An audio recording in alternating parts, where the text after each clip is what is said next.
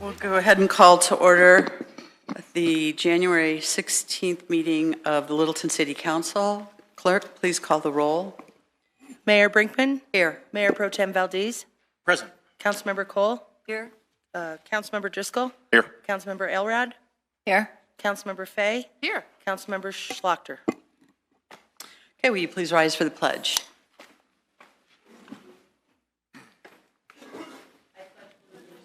To the flag of the United States of America and to the republic for which it stands, one nation, under God, indivisible, with liberty and justice for all.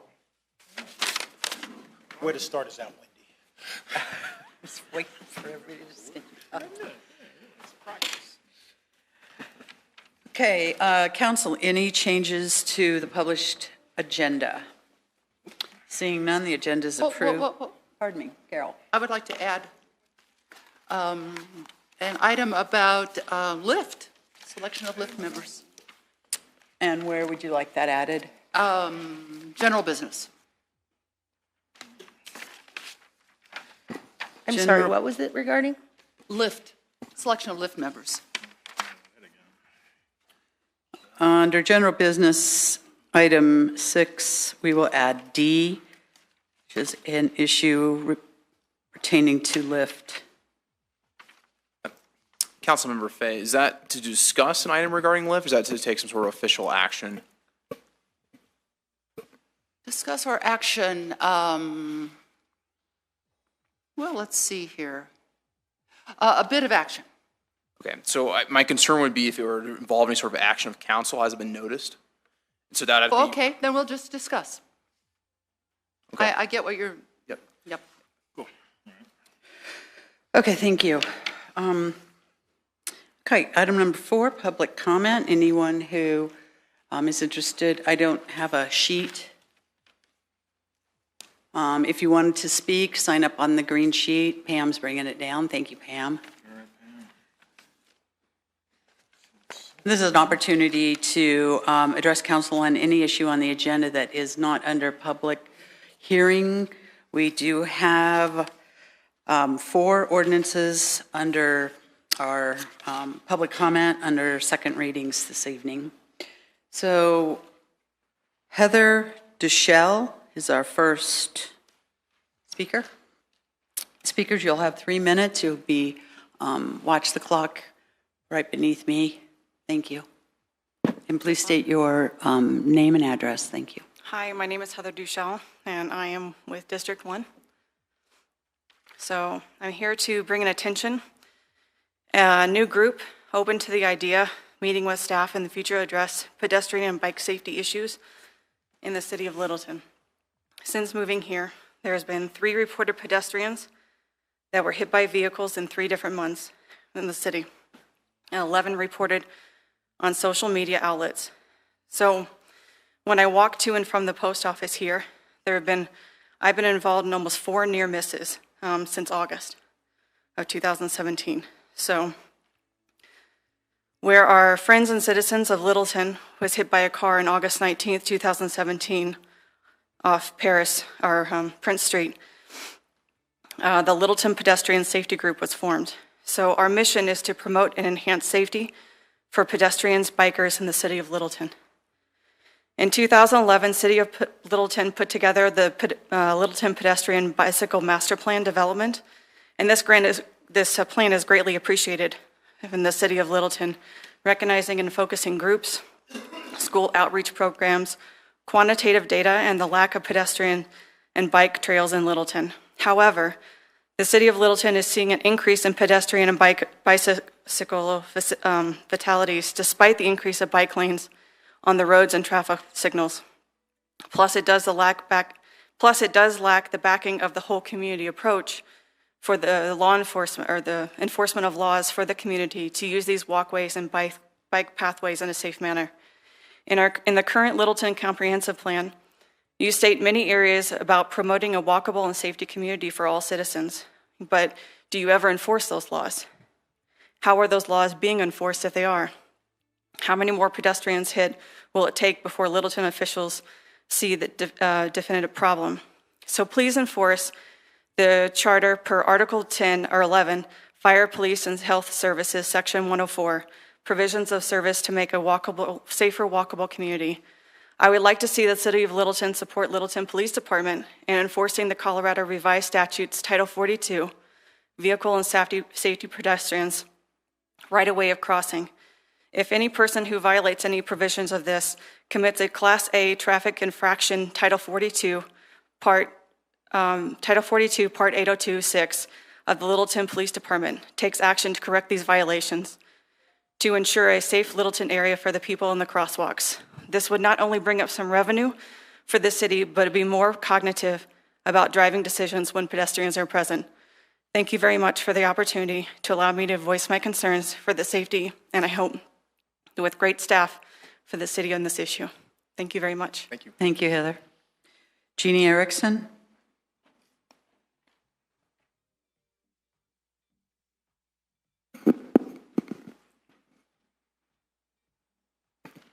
Hello, my name is Jeannie Erickson. I'm in District 1, Mr. Driscoll. You wanted to meet me, here I am. Fantastic. Thank you. I'm here also to introduce myself as a member of this new Littleton Pedestrian Safety Group. A couple of us are here to let you know about our existence and to let you know we would like to work with city staff in the future to address issues with pedestrian crosswalks and the safety of all those walking and riding bikes in Littleton. There was a citizen killed 3 years ago who was a good friend of mine on Federal, and there is still not one single crosswalk on Federal between Bellevue and Bowles. I've been told by city staff per emails that there is a crosswalk in the works at Federal and Berry near Centennial Elementary School, but I think 3 years is much too long to wait for a safe way to cross Federal. That area is heavily populated with condos and apartments, with citizens, including children, having to cross 4 lanes with traffic driving 40 miles an hour or faster. It is still very unsafe. In the last 6 months, there have been a rash of vehicle pedestrian incidents in Littleton, which is also a reason for concern and the reason this group has been formed. Littleton's comprehensive plan states that the City Council wants a walkable city. We need to look at safe ways to cross streets, whether it be more crosswalks in general, more flashing crosswalks, or lowering speed limits and making sure the current speed limits are being enforced by police. We are looking forward to meeting and working with city staff so that we can make Littleton a safer place to work, play, bike, walk, and live. Thank you. Thank you, Jeannie. Next up is Linda Newfinke.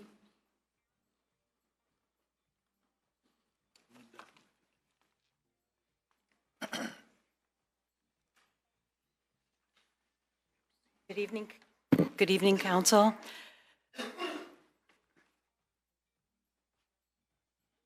Tonight I'm going to talk to you about the commercial properties, 3 selected commercial properties, and the impact of a property tax increase on the, hold on one second. So it's the impact of what adding property taxes will mean to you. So at the last meeting, I presented 2 scenarios to increase or add residential personal property taxes to move fire service to South Metro. The taxes could potentially be increased by almost 40% or 140%, depending on your scenarios that you pursue. So the commercial properties have a larger impact because of how the state calculates property taxes. Let's take a look. So the state has an assessment rate on non-residential properties at 29%. So I took 3 properties, and the first property is 1600 West Mineral.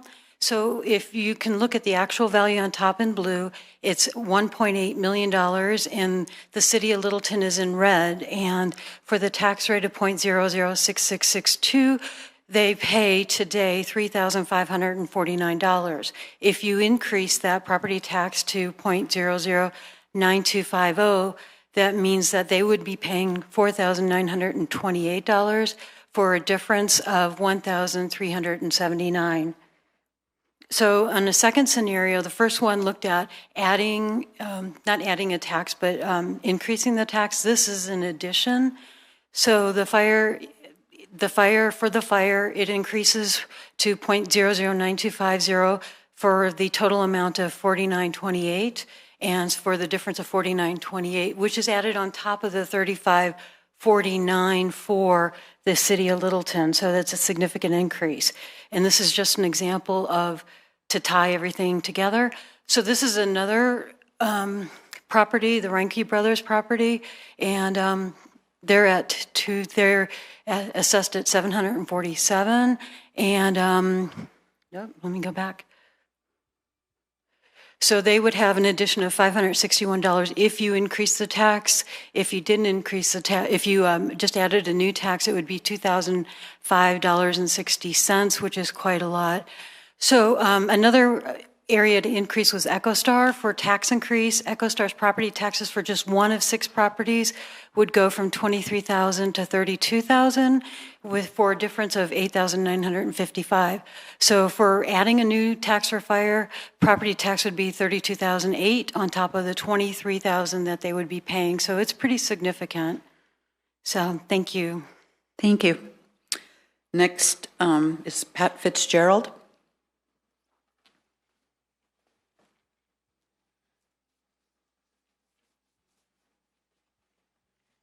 I'm Patrick Fitzgerald, District 3. I am mightily disappointed, though not at all surprised, that the Littleton Firefighters Union got exactly what they paid for, following contributions to 3 current members and 1 loser in the city council race totaling $9,000. Those 3 members plus the mayor could not wait past the second study session to give them exactly what they paid for. In a session where decisions are not supposed to be made, council decided to eliminate all alternatives but moving fire services to South Metro Fire and Rescue District. Lest anyone think a mandate was given, observe that winning margins in the at-large race were only 2.8%. Whereas District 3 was won by Councilmember Fay with a 12.3% margin, including 35.6% in the incumbent's home precinct. I hope the public takes note of these things. Thank you. Thank you, Pat. Don Bruns.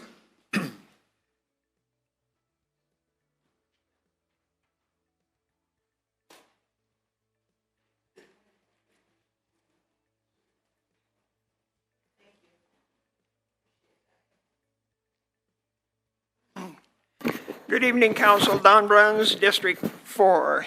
I recognize that the citizens of Littleton have fire protection for their homes and family safety at the top of their priorities list.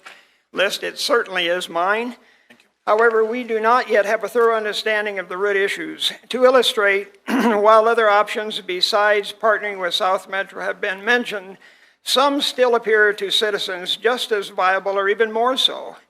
And it looks like these have still not yet been objectively and thoroughly analyzed. For several reasons, this is deeply unsettling.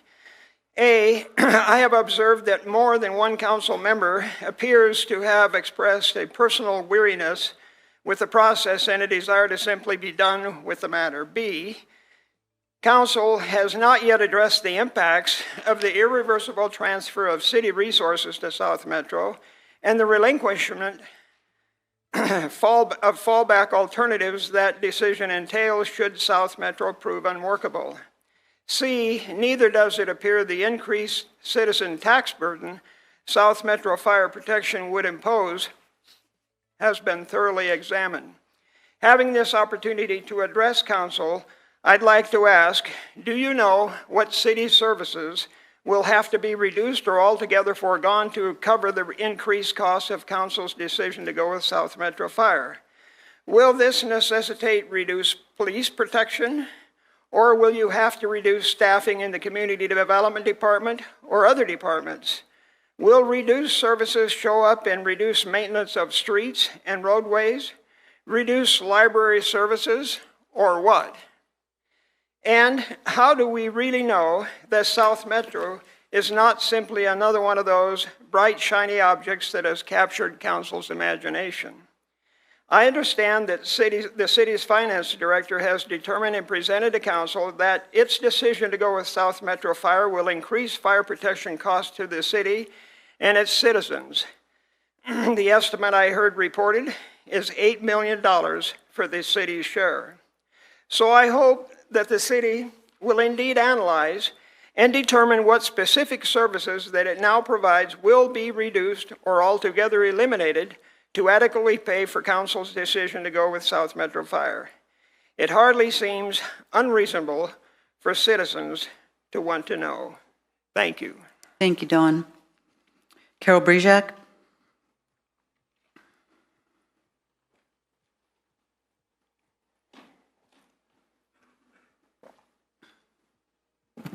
Hi, I'm Carol Brezak. I live in the 4th District. Each of you took an oath to support the charter. Section 36 states that council can only act by ordinance, resolution, or motion, and Section 37 states the ayes and nays shall be taken upon the passage of all ordinance, resolutions, and motions and entered upon the journal of council proceedings. In other words, each of you swore to act only by motion, resolution, or ordinance, and to vote yes or no and to record the vote in the journal of council proceedings. At the December 4th study session, council made several decisions. None of the decisions were made in the form of a motion, resolution, or ordinance as required by the charter. And none of the votes taken have been recorded in the council journal, nor are there any minutes of the meeting available for the public to assess. At the meeting in question, a newly elected councilperson, Carol Fay, asked if council had just voted, and she was told it was just a council consensus. It wasn't binding. It was just an informal understanding. There's nothing in the charter that allows council to act on an informal understanding by consensus.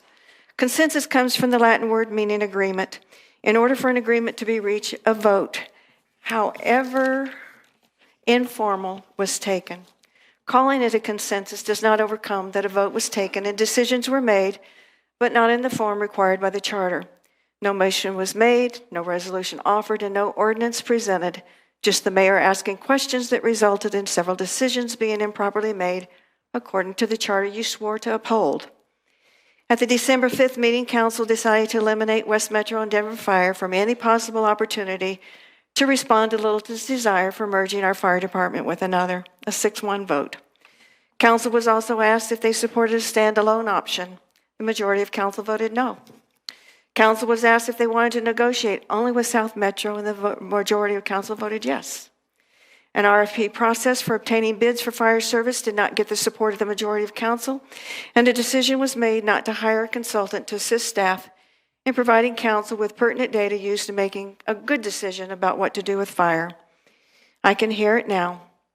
We were only providing direction to staff.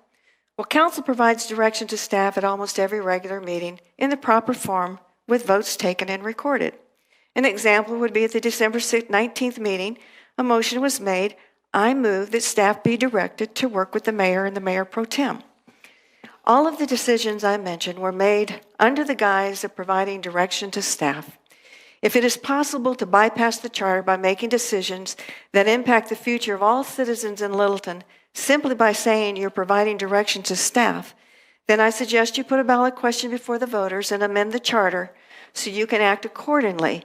But until then, you were sworn to uphold the charter that requires all action by council to be in the form of a motion, resolution, or ordinance, and all your votes be recorded in the Journal of Council Proceedings. Thank you. Thank you, Carol. Pam Chadbourne.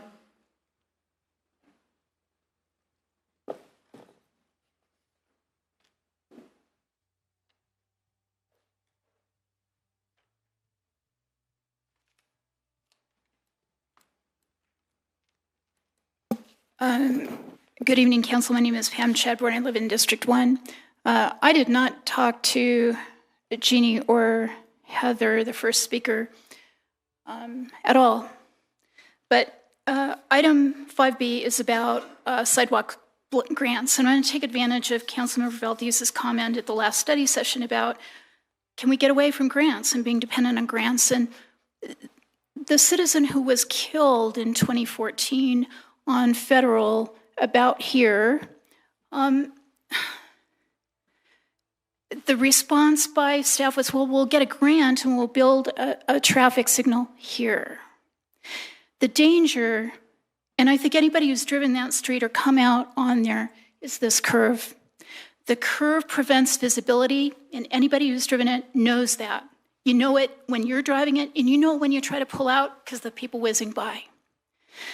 So where's the mitigation of the impact of traffic coming around this curve and the lack of visibility? Even if we use a grant to build that here, that's the wrong place.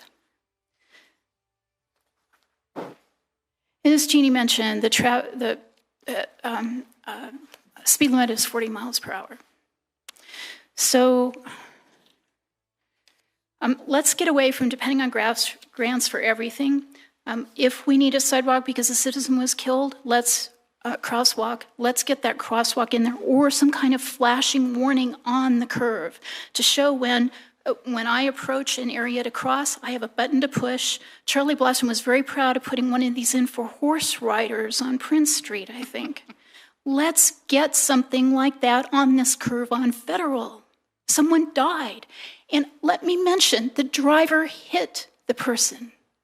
So you protect drivers as well as pedestrians when you do this, and that is vital to public safety. I also am upset about the easements for Plat 56, and that's because, you kind of note this, a new 26-foot sanitary easement was granted for the new sanitary sewer main as part of the approved final plat, which I believe is administrative. You know, we, the public, were not told about this at the time of the approval of the waivers to get Plat 56 done. Yet somehow did we pay for this new sewer placement? I want to know that. And Council, I usually do not get responses. I want to know whether we paid, you're vacating 3 sewer plats to move the plat under the road for this new guy to make money off of. Are we, the citizens, paying for that? I want to know. Finally, I really applaud you for the wildlife resolution, and I hope you pass it. Thanks very much. Thank you, Pam. Okay, that's the list of those who have signed up. Is there anyone else who'd like to speak? Seeing no one, we'll move on to our consent agenda. Consent agenda items are passed in a joint resolution, and any council member can pull anyone at any time. Consent agenda item A, a resolution specifying the location where notices of public meetings are to be posted and the newspaper where notices and other information to be published will be printed for 2018. Consent agenda item B is a resolution authorizing the approval of an amendment to the 2016 Arapahoe County Community Development Block Grant Program Subgrantee Agreement for the Littleton Sidewalk Improvement Project. Consent agenda item C is a resolution approving a police recruit training agreement with the City of Lakewood to use the Jefferson County Sheriff's Office and the Lakewood Police Department's combined regional academy for recruit police officer training. Item D is an ordinance on first reading amending the municipal code to provide for the safety and protection of wildlife. I would like to pull that one. Okay, got to pull. Reason? No. Not yet. Jerry and Carol have pulled D. And then item E is approval of the December 19, 2017 regular meeting minutes. So I need a motion to approve consent agenda items A, B, C, and E. So moved. Second. Okay, we have a motion and a second. Council vote. Carol. Oh, Mike.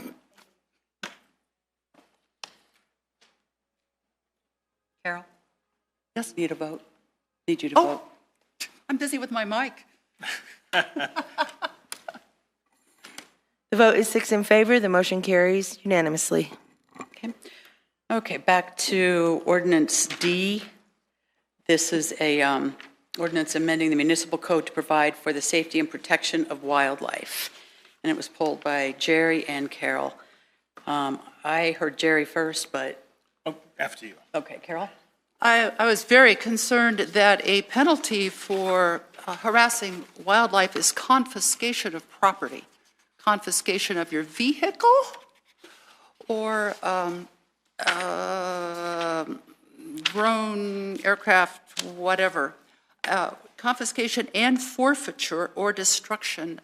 So it sounds like to me, and I also didn't find where it defines what harassment actually means. I didn't find that in the definitions, though it, so I could, I think, somehow harass geese in the road with my vehicle and have my vehicle confiscated and destroyed or sold.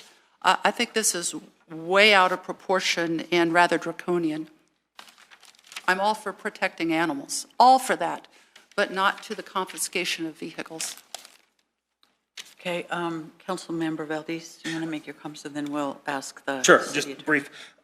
At some point, when it comes back to the second reading, if you could just have a little spiel on what residents should do when they see wildlife that is a problem, such whether it be coyotes or something like that, referring to a website maybe or something along that line.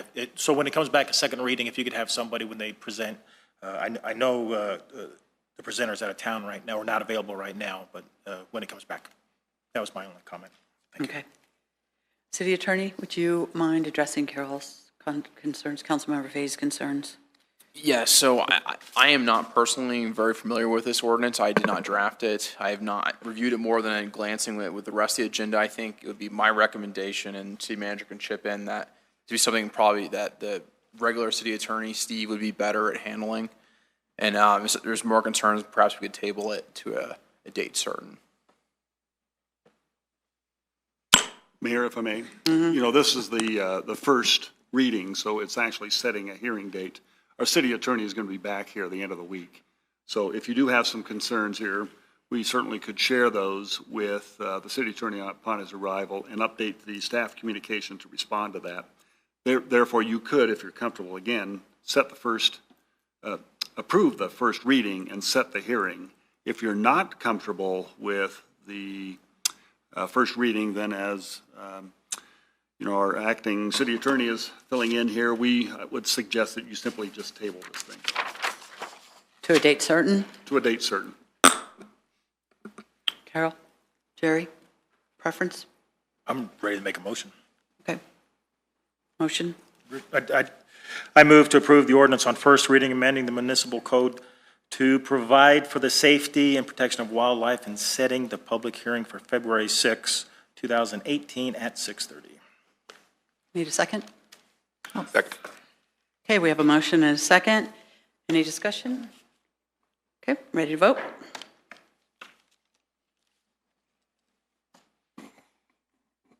I need your vote. The vote is 5 in... Wait, what's that? Driscoll. Still need me? Yep. Okay. He's Five- worse than me?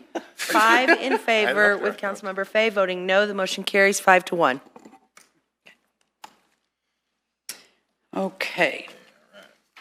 General business. We have 3 items on general business that all kind of live in their same world. So we will get a presentation. I'm assuming it will be inclusive of all 3. Okay. Thank you. Go ahead. Good evening, Mayor and City Council. My name is Anastasia Urban, Development Services Manager with the Department of Public Works. Tonight's agenda items 6A through 6C address easement vacations associated with the Plat 56 developments.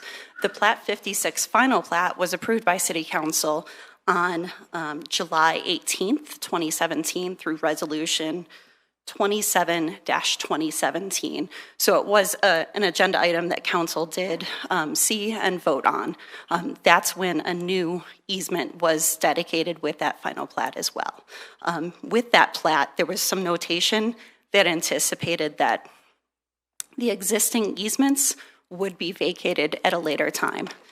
Those easements, actually the 24-inch sanitary sewer has been relocated at the developer's cost and has been inspected and approved by the city. So these easements would be vacating the former location. And I'd be happy to answer any questions. Okay, we did have our Public Works Director, Keith Racer, presented this to us in a study session, so we did have some background information from that. Council, any questions? One question. Jerry? Cool. Citizen had brought up the fact of who pays for the actual financial part of this, of moving it. The infrastructure associated with new developments is paid for by the developer, and then that becomes a public asset after the city inspects it, and then we will accept it as a public asset. So those costs were borne by the developer as part of their development costs. So the city essentially inherits a new 24-inch sanitary main, where the original one appears to be installed in the late 80s. So it was dated, but the reason for relocation was based on the proposed subdivision layout. But again, the installation, construction, design costs were paid for by the developer. And the city pays nothing. We did not pay for relocation. Thank you, Anastasia. Thank you. Any other questions? Seeing none, thank you very much. So, Council, I would like to have this 3 different motions because they are different. So we need a motion for Resolution A. Motion. Go ahead. Motion to approve Resolution 3-20-18 to vacate 20-foot sanitary sewer easement for Plat 56. Second. Peggy seconded. Ready to vote? Yep. The vote is 6 in favor. The motion carries unanimously. Okay. Item B. Need a motion? Before we do, Linda, if you could make sure the city clerk has a copy of the presentation you gave to us earlier. Thank you. Item B. Sorry. So moved. You want me to read it? Yeah, I think we should read this Okay. one. Resolution 04-2018, a resolution to vacate a 10-foot sanitary sewer maintenance easement for Plat 56. Second. Karina seconded. Ready to vote?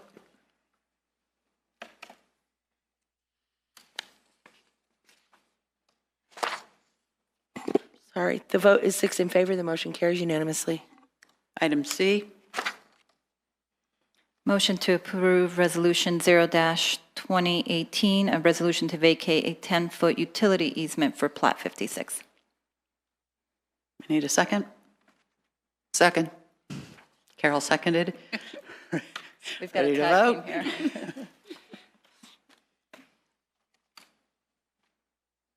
The vote is 6 in favor. The motion carries unanimously. All right. Item D is an issue pertaining to lift. Councilmember Fay. I'm not quite sure how to proceed on this because, well, I'm really new at being on council.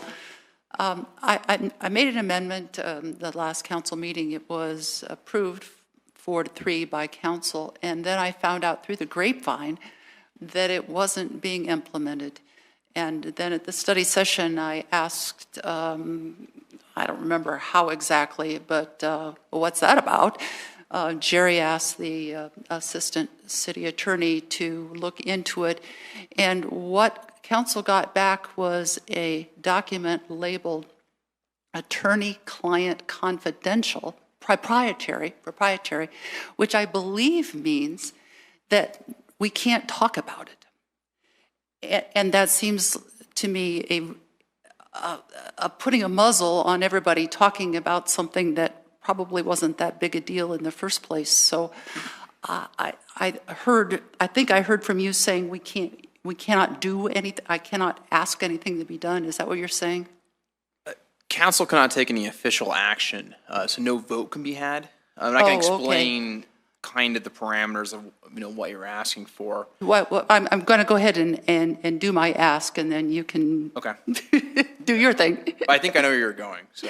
Yes, so I would like for council to deproprietize that so that we can make it public and discuss it. I can't imagine how this, the words in that communication put the city or anyone in any jeopardy. I just don't get it. So I'm asking that it be deprioritized and made public. I'll make a quick comment on procedure with this. We do receive privileged communications from our city attorney, and that is part of the process. And that is standard, and it is not intended to keep information from the public. It is intended to be able to provide legal advice to the council as is appropriate. The privilege is held by council. So if there is an occasion where a council member would like to break that privilege, it needs to be brought to the council and voted on as a privilege break by the entire council. I will say to council, this is very serious. The privilege of privilege information, sharing of information from our city attorney is a valuable asset to the work that we do on this council. And like I said before, it is not intended to keep information from the public. It is intended to allow legal advice to go between our attorney who represents the city and us who represent the citizens. In the event that there is information that is not of a risky nature to be released, it is appropriate, in my opinion, to more than it would be more appropriate for us to ask the city attorney to write a memo which would contain the same intent of the memo that he sent to us, that is unprivileged, that could be shared, as opposed to releasing the privilege of an existing document. If Councilmember Fay is amenable to that, it would accomplish the same goal but still protect the privilege of that particular document. Then I would suggest that unless there is a opposition by council, that we agree to direct the city attorney to produce that document. Is there any opposition to the proposal? I would like a clarification just to make sure I understand. Are you saying that the same information would be made available but under a different, in a different document? Yeah, if it's the same document, I mean, same information. Yeah, the attorney would write a different document. Okay. City attorney, would you correct any of my inaccuracies? No, I thought you did a great job, Mayor Brinkman, and that's and something that can be done is the creation of a new document, not the same privileged document that's been provided to council, but a new document which have the same conclusions, but stated in a way that doesn't reveal what our legal advice is specifically to the council in a more specific manner that may jeopardize the city and any potential legal action that would be brought against the city. And so it would have basically the same information, the same conclusions, just stated in a more public way. And that's something we can certainly do, and that's something that does not require a vote of the council. It is just you directing staff to do it. And so it's something that can be done here tonight. But any formal legal action, discharging the privilege of the document, as we have discussed, would require a vote by council and would have to be done at a different meeting. It would need to be done at what meeting? At a future meeting of council. The ask to vote. The vote to release the privilege on the document and basically give the document up to the public as written.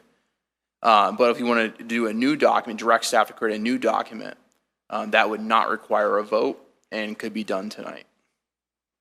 So those are kind of your options. So if there's no opposition by council, I would suggest that we have the city attorney create a public document that can be shared relating the information as is appropriate from the privileged. Everybody okay with that? Yep. Okay. I think that's a good Separately, but on the same item, I would like to know what in detail, I think from staff, what process we're going to follow for the selection of LIFT board members. I understand that the mayor has responsibility for that and that it ultimately comes to council. I'm concerned about the steps that happen in between. Well, actually, if you don't mind, I'll go ahead and take that. We clearly outlined the steps that we would take. We are scheduling appointments now with the 12 people that applied. The Mayor Pro Tem and I will be meeting with them and interviewing them over the next, I think, week or so. And then we will bring back a recommendation to the whole of council at our next study session. I believe it's our next study session. I don't have the dates in front of me. And then at that study session, we'll have a conversation with council regarding the recommendations and then direct staff what to bring back to us in a public meeting. Our first meeting in February, where we will have it on our business agenda and we'll vote on those placements. And then that will, at that point, those members will be notified and the LIFT board then will have their next meeting, I think almost maybe a couple days or a week after ours, and then those new board members will take their positions at that time. Mayor, could you elaborate on the process by which the decision will be made at council? For example, you and Mayor Pro Tem are doing what, and council is doing what?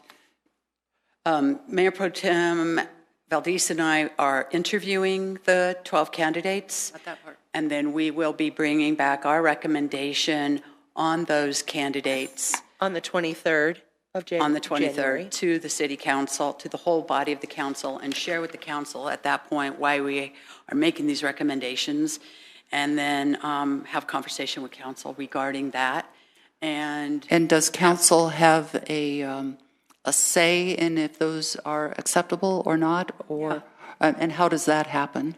It's a study session, so. Right.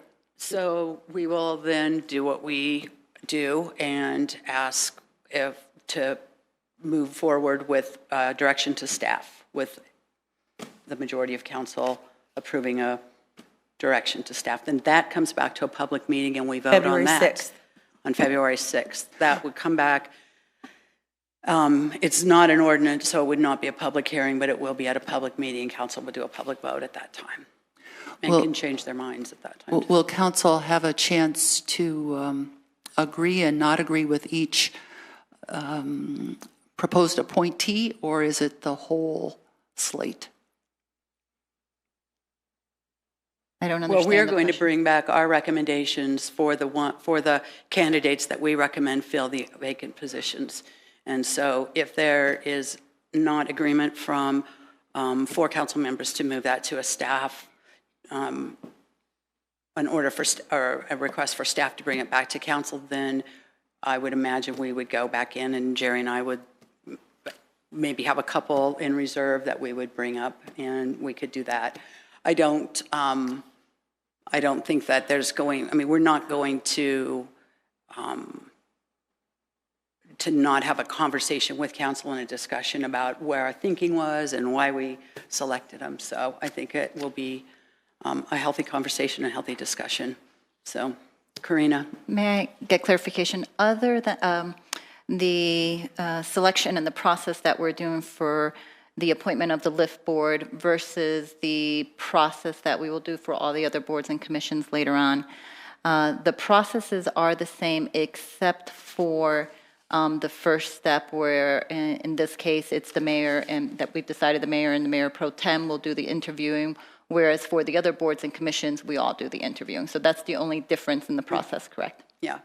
And if I'm not mistaken, state law indicates that I can make these decisions, but I feel like it's important that we make these decisions, and that's why I also ask the pro tem to be with me in the interviews. So it is a more fair process. Okay. Are we okay with all that? Yeah. Okay. Peggy, did you have a question? So the word slate was used in this little discussion. It is not a slate. It's separate decisions on individuals, is that right? Correct. I just want to clarify, because I think, Carol, you used the word slate. I was asking if it was individuals or slate. That's what I was intending to ask. I don't know if I got it out or not. Wanted to make sure. Thank you for your help. Okay. Moving on, we are on our ordinances on second reading. Our first ordinance is ordinance on second reading, amending Title 10 of the City Code to add the preliminary project plan, and this will be presented by Jocelyn Mills, our Director of Community Development.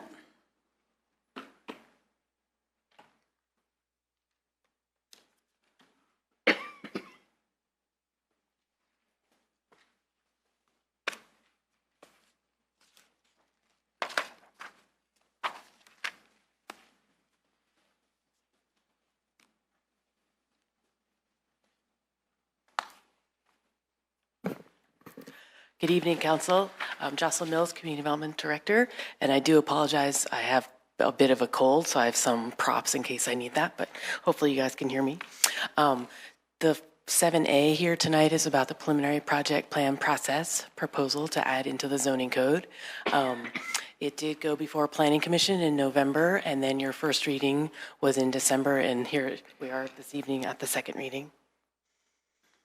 Background to create this concept was discussed with council a couple of times last year, and the intention behind it is to create an informal and non-binding process for proposed plan developments or amendments to plan developments prior to a case being filed.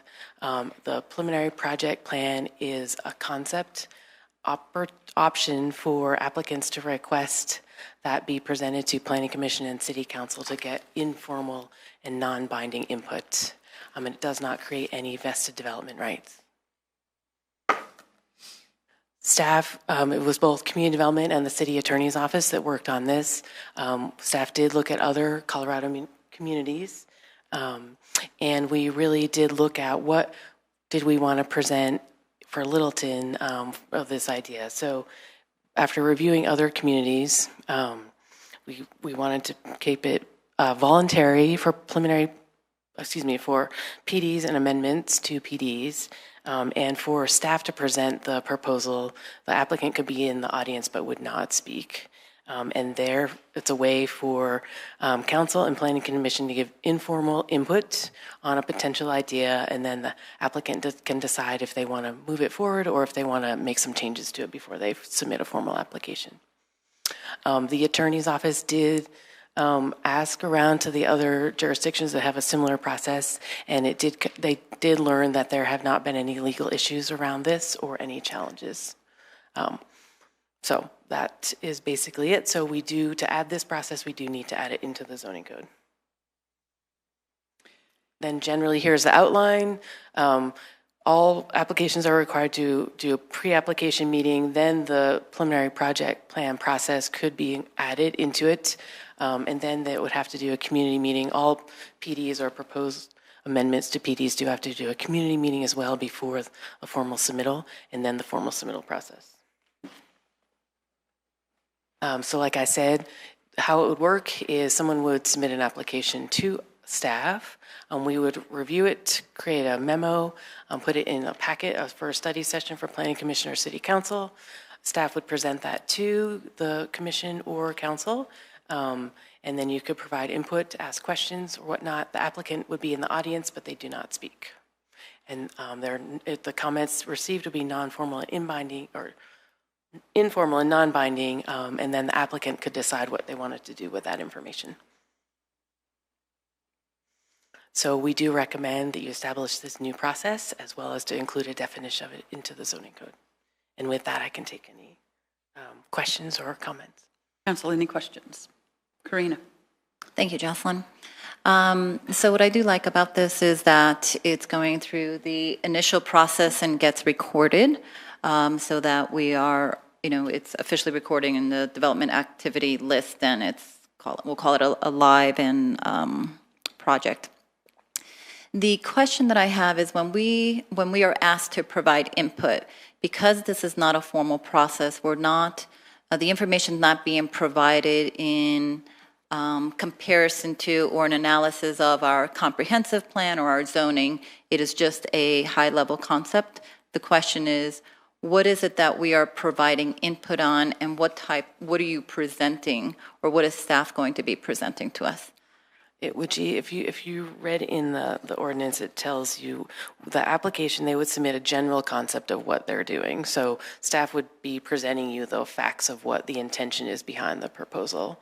And it really would be an opportunity for council and planning commission to give some informal direction to an applicant, and then they can decide if they want to make any changes to their concept or not, and then move forward or not with an application. So it really isn't, it's just giving that initial feedback and at a higher level so that the applicant can realize, are there any, really issues of significance out there in the community that they should pay attention to, or things that they perhaps hadn't thought of. And I think a good example would be last year, I believe there was a PD that came forward along Santa Fe, and it got to council and it was denied. And so the idea would be that perhaps applicant could have heard some of the initial thoughts from city council to give them a direction on where they may have wanted to go in that case for, or made some changes to potentially bring an application forward that could have gotten approved. And so to follow up to that, was that the impetus for this, or is this something that the planning has been looking at, community development has been looking at for some time to determine how to better,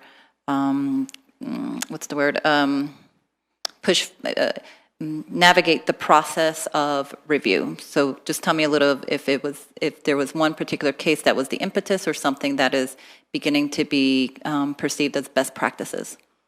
More generally about best practices, but certainly both were part of that. And honestly, when we do have pre-application meetings with applicants, they always ask about this type of a concept, or not always, but oftentimes people are interested in getting the pulse of the council and planning commission before you submit an application. So we definitely have been asked that as a best practice for sure.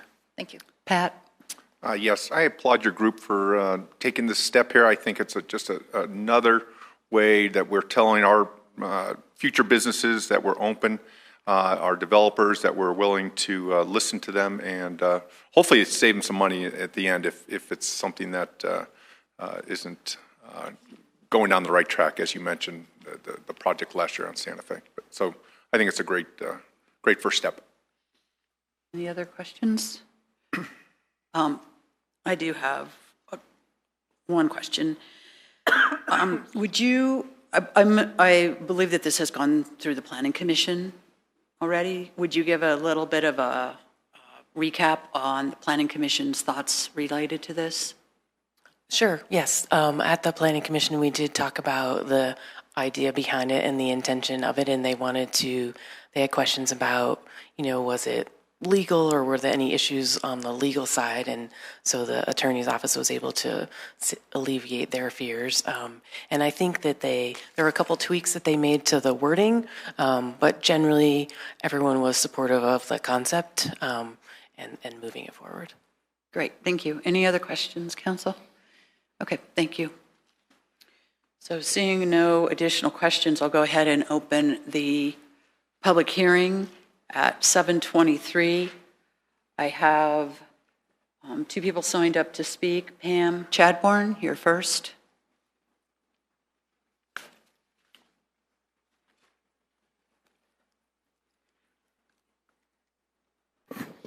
I'm Pam Chadbourne. I live in District 1. I spoke about this during the first reading, and staff did a great job in summarizing my comments in the minutes that you approved. I hope you all read them. They're still stand, but let me address future businesses. So developers are not future businesses in Littleton. A lot of them have been out of state or certainly out of the city. They are not locals who are going to live here and bring money to us. There are people who are going to develop here and take their money elsewhere. They have their money elsewhere. It doesn't come to us, so this doesn't benefit us. This benefits development community. To the degree their decisions are good, okay, but I don't see a lot of developers making great decisions. It's not about market anymore. It used to be that there was a large vested interest by banks and developers in a 30-year term. Now they're pretty much in and out within 8 years, 10 years. The whole market has changed and the whole financing system has changed. So we cannot say this is going to benefit the city. In fact, we are stuck with what is built. And if it doesn't fit, we, the city, are stuck. Why? This is probably exactly as Jocelyn said for the Sutton property. And I'm going to point out when Jocelyn came here, new in 2015, that was Michael Penny. And that's when Jocelyn signed, after 5 weeks, a notice of decision to approve the Grove in spite of its violating code, city code, zoning code, in at least 14 ways, and all sorts of other design standards and guidelines. Michael Penny was here. There seemed to be influence on the decisions made by staff. And the Sutton property proposal for car storage and car fancy storage should probably never have been brought forward in the first place. Let me say this definitively. It should never have been brought forward by staff. Council, the basic thing here is that staff should enforce code. That's their job. It is a profession, and it is their duty. This is a stopgap for that not happening. And it did happen under Michael Penny. Thank goodness he's gone. Let's have a more rational approach where staff enforces our code and our design standards and guidelines. And the harm here is that it gives power to Planning Commission and City Council, 7 people. And truthfully, a gang of 4. It just takes 4 votes. And that is not, power must be broken up in democracies. Checks and balances. Our code is developed over many years. Many of you have worked on commissions that develop these documents that constrain what is developed. Have staff enforce those. Do not shortcut the process with this. Please vote against it. Thank you. Thank you, Pam. Next up is Carol Brezek.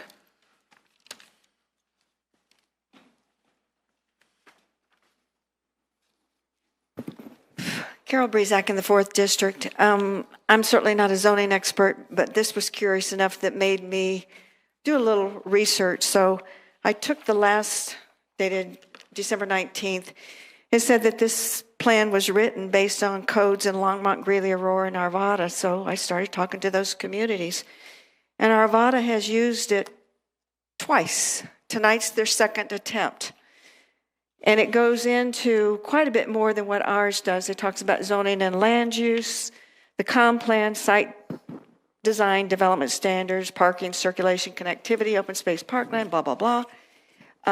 Much more comprehensive. I don't know if we're going to end up migrating that way or not, but what we are doing is not what's been tried in Arvada, and what's been tried in Arvada hasn't really been proven to be successful or not. We don't know. When I talk to the people in Aurora, they do not use this. They have a sketch plan, which is what Arvada calls theirs, but it's all through the preliminary application process like what we have. It doesn't go to council until it's formally in the system. An applicant can go through a sketch plan twice in front of their preliminary hearing, their preliminary application process. When I talk to the gentleman in Longmont, they don't do this either. In fact, he says, let me find his last one. I can't find it right off the bat, but what he says, he doesn't know anybody who does this. It just seems really foreign to him. So I have concerns about moving forward on something that's been predicated on a couple of things that you've been told that really don't exist, at least not from my research. If you're going to do this, would you do it on a trial basis? Or do it, have a trial run, try it out, see how it actually works before you put it into our code. The other concern I have is about the quasi-judicial nature of the decision that comes to you. At what point are you free to talk about something that's been presented to you in this kind of a format versus a formal application? And I think you need to put some language in here that's very clear when you can talk about something and when you can't. And there was another point I wanted to make about it. FUI. Oh, I know what it is. Citizen involvement. I'm not real sure from reading this if citizens can come forward. The applicant's not allowed to, but you've got staff coming forward and presenting. Are citizens going to be allowed to come forward and offer their 2 cents on whatever's in front of you? Thank you. Thank you. There's no one else signed up on the sheet. Is there anybody who would like to speak at this point? If not, I'm going to close the public hearing at 7:29. And staff, council, do you have any additional questions for staff? Staff, do you have any additional that you would like to add or address any concerns that were brought up by the public?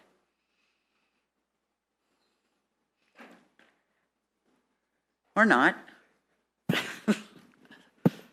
So in our research, we definitely did call a lot of jurisdictions. Some do have it, that's correct, some do not. And really, it was a compilation of all that input that we received. And the city attorney's office and community development staff, we sat down and really worked through what we felt was a good proposal that we're bringing to city council this evening. And it's for a plan development or an amendment to a plan development. And as you guys know, in our zoning code, plan development is really the one opportunity that is, we have zoning codes, if you will, and districts. The PD, though, is really part of that is you create the performance standards and the uses as part of that review and approval. So it is more of what the applicant is proposing for that piece of property, less of directive based on, because it's not a R5 or a B2 zoning. That is, they're creating their own zoning basically when they bring forward a PD and an amendment. So that's it, unless you guys have more questions for staff. Any other questions? Okay. Do you have a question? Clarification. I'm sorry. After you. Clarification that it's my understanding that city staff will make the presentation to council and that it won't be open to the public, but it'll just be a discussion as to what we council as representatives, not in a democracy, but in a republic, that we're going to hear from our citizens about the plan and what we would like to see go forward with a particular parcel. Is that correct? That's correct. Okay, thank you. And a clarification, if I may, on that. The public may be in the room, but they are not engaging in the conversation, similar to a study session. That's correct. Okay, thank you. Pat, did you have a question?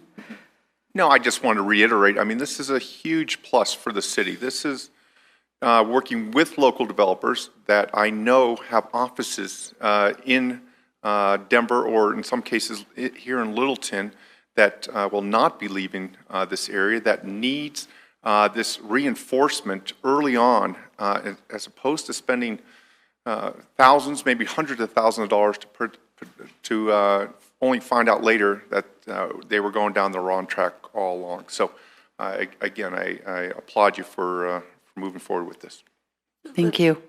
Do you have a question? Okay. Yeah, about what we're legally allowed to do. Is there any prohibition against a developer talking to me about what I might like to see, let's say, on the Enzer property? Sorry about that. When there's a formal application before council. No, I'm just saying, talking to me before they spend any money to see if I might like a Taj Mahal there, if I'd like little teeny dressing rooms. If there's no quasi-judicial decision pending before you, you're allowed to engage what would otherwise be ex parte communications. So yes, you can talk to someone so long as there's no formal application before council. So theoretically, developer representatives could talk to each of us as many times as they want. Say, you know, I talked to Carol, I talked to Jerry, I talked to, you know, and they had these ideas. What do you think of those ideas? Legally, then, is perfectly okay, just operationally make it difficult to manage. Say again, for whom? For council and for staff, I mean, I'll let staff talk to it, but legally, there's no problem with that. So I'm not quite sure why we need to have this when they could get a feel for things by a less formal process. Well, and this isn't changing that. If a developer wants to call you on your own and talk to you about it, that to the attorney's point, as long as there's not a formal application, that can happen. Yeah. This process, however, allows in a setting with all of you in the same room to hear input from everyone at the same time. So there is value. But not the citizens. Not the citizens in the same manner. However, your citizens probably could be talking to you ahead of time before you come and the thing is presented to you. So you have citizens' ability to, you know what I mean, to provide you input on the concept that way. And the process would be that the developer is still required to do a community meeting on the idea before, or on their proposal before they submit. So they still have to provide a community meeting to hear community input before they submit a formal application. So this is just adding one more tool into that process. Thank you. Thank you. Oh, Karina? At what point is it considered a formal application? When the application is submitted to the city. So the application, coming back to your steps, this is submitted as a project, but not an application, and to get on the development activity list. So that's a different definition. A project is not a formal application. That is correct. Yeah, it's not a formal development application. And to Peggy's point of if these conversations can exist now, we could, the question is, can we facilitate a study session where we bring forward a potential concept? Why does it have to be an ordinance versus just an agenda item? Because the idea is to put this into your code based on the attorney direction, so that we specifically call out exactly the steps and when it happens, and so that it's informal before a formal application is submitted. So it's really putting the structure in there to say that this is the process that can happen before so that you it's fair submit and a formal. equitable for those that opt into doing this. Yeah. Yes. So is there something that would prohibit a developer from asking to come to a study session and publicly bounce ideas off council? Yes. So this will allow that to be able to happen through this process. Can they not now do that? Could they not request meeting with us and just bouncing ideas publicly? Based on the attorney's office, I believe, at least when Steve Kemp and I were talking about it, the preference is to create this structure around it so that there is a process by which that can happen. I might add my own perspective. As a city manager, I would not recommend that we allow at study sessions selected developers to somehow share their project, because I'd be concerned about some of the issues that we're talking about, whether or not we have a predictable process that people can rely upon. So I would have real concerns if the council is seriously considering allowing that just kind of ad hoc at a study session. Well, in my head, it wasn't so much a formal project as and we've done this to a certain extent with a couple of things since I've been on council, but where somebody bounced ideas off of us in some kind of public place. Maybe I'm thinking of it in a context that isn't really what this is, but anyway, okay, I'll meditate on this. Other questions? Karina, did you have another question? Okay, thank you. Staff, anything else? City Attorney? Okay, thank you. Okay, Council, I would like to get a motion on the floor, please. Motion to approve ordinance 34. I have a comment, though. We can have a discussion after the motion's on the floor. Okay. Still learning. Motion to approve ordinance 34-2017, amending Title 10 of the City Code to add preliminary project plan. And I need a second. Second. Pat seconded. So we have a motion on the floor with a second. Any discussion? Councilmember Fay. I have some serious concerns about this. One of them goes back to the very beginning of my involvement with city concerns. So, a couple years ago when I was trying to figure out how to do something about a building that was going to go in my neighborhood that was going to be twice the size that zoning would allow. And I talked to a planner, different people than are here now, who made it very clear to me once the planner got exasperated with my questions about how this kind of thing, she says, look, you need to understand that my job is not to work with citizens. My job is to work with developers. And I was stunned. I think in light of that, that there's some danger in if that is normal for planners' point of view, and I kind of think it might be, that we're solidifying that relationship even more and excluding ordinary citizens even more, where the planner and the the planner and the developer work together, it sounds like, in order to present a plan to council and the planning commission. I'm really nervous about even more officially excluding citizens. The main reason I'm nervous about that is my sense is the purpose of this is to make it more transparent for the developer about what to expect once they get to the final versions of is their plan going to go through or not, so that they have this informal input. Yet if they have informal input only from non-citizens, they're missing a big chunk, because there is a point, if the process goes forward as it's intended to go, where there is citizen input. And so we're putting in another step here, if we accept this, to take the developer even farther along the pathway without input from citizens.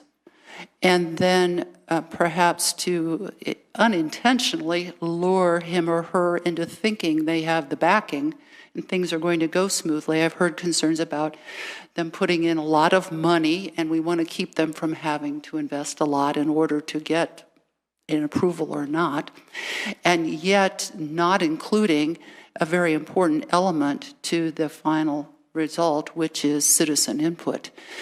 As I understand zoning, the purpose of zoning and all of this conversation and things we have around zoning is to protect the rights and expectations of the current property owners. And those are usually citizens. And so to exclude them from the process of what we're going to do about zoning, it just doesn't seem to make sense. It seems like getting farther along the path without a critical input. I think if we're trying to give the developer a reality check with this, and again, that's my sense of what this is, and give them a chance to revise, adjust their plans so that they're very likely to be accepted, we have to give them citizen input. Jocelyn, I heard you say that, of course, the developer can or will have citizen meetings like they do now. A problem with those, and I've been to many of them, is that the developer sees it, it seems, as an opportunity to present how it's going to be. And it isn't often very receptive to listening what citizen input is. So while we see that as an opportunity for them to get input, it seems that they have their earplugs in and their blinders on so that they don't get resistance from the citizens.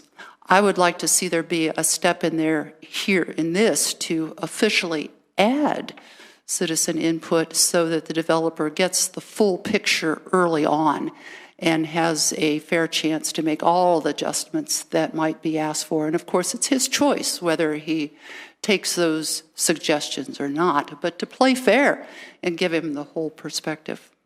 Thank you. Karina? I actually think this creates a more open and transparent process early on.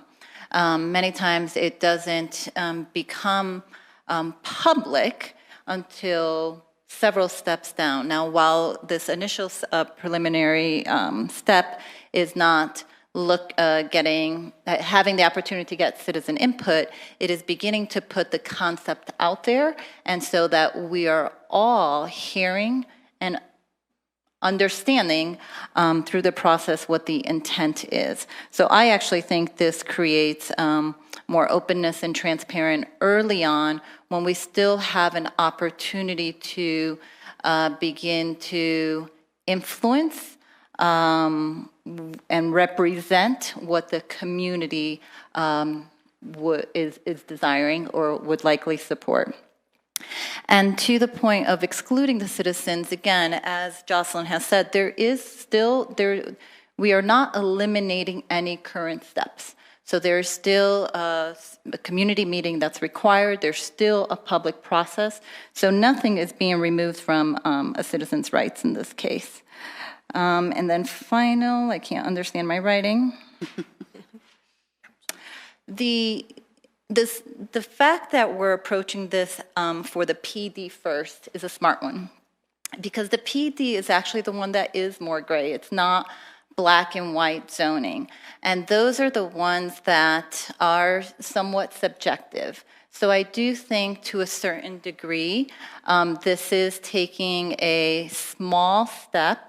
We're not going to be doing this for every matter that would potentially come in front of us, but it is for the ones that are a little bit more subjective. So the more that we can all engage early on, I think it would be, in the long run, value for the community overall.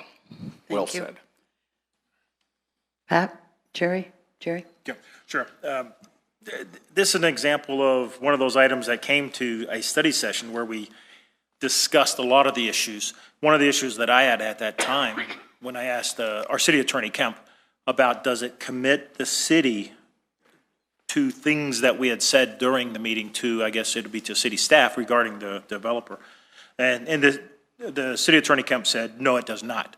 I think there's other issues that study sessions we don't need to talk about, and I don't know if we're going to start another process on that, but this is a perfect example of why we would want to talk about it at study session. I do believe it does give citizens an opportunity to communicate with us as well. Will this be on a calendar issue when the city is, they're shaking their head, yes, it will be on the calendar when it'll come to us. So the citizens that want to voice opinions, they can certainly come to us, council members, as their representatives, and let us know their thoughts on this. And that will be a time, too, where we can throw that at the city so that the developers can hear our concerns or our approvals. How much time is the city going to have to make their presentation for the developer? My thought is that we often give developers, seems like endless time, whereas citizens get their whole 3 minutes. So is this something that we're going to, and I mentioned that study session, I don't want it to be a sales job to me. I don't want cheerleading, I don't want any of that. I just want, this is what the developer has in mind, and then they hear it from us. What kind of time are we talking about discussing this? If I may, Mayor Pro Tem, let me respond to that, because I think internally we've had some discussions about that. The intent would be, from staff's perspective, again, we are presenting as staff, not the developer. So our intent is to be as objective as we can about the facts as we understand them, and to be concise. And so our presentation, quite honestly, I see it being right to the point. I'm not necessarily expecting to elaborate in great detail about this unless something is unusual and necessary. And then we would be, as staff, be able to respond to questions, and again, respond to the knowledge that we can at that point in time. Great, thank you. My final point on this is I don't see this as something that we're going to use a lot. And I don't want to do it just because other jurisdictions are doing it, or maybe they're not doing it. I want to do it for the city of Littleton to, to help make things better. There's been a couple of developments that have come before the council that I've been here that were just totally off base, and developers did spend tens of thousands of dollars. Not that I'm looking to save them money, but I think it would be something that it behooves the city to do. If we decide we don't like it sometime in the future, we can always remove it or change the title again. So I will be supporting this. And Peggy?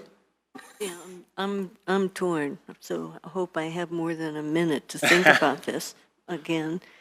We have had developers meet with citizen groups on a couple of issues, one of which I believe citizen input, not in council, helped shape what they brought to council. Then we've one major area that we all love so much was brought to us in a couple of different ways, and we didn't get to influence that one in any way that almost anybody seems happy with. So, it can go both ways.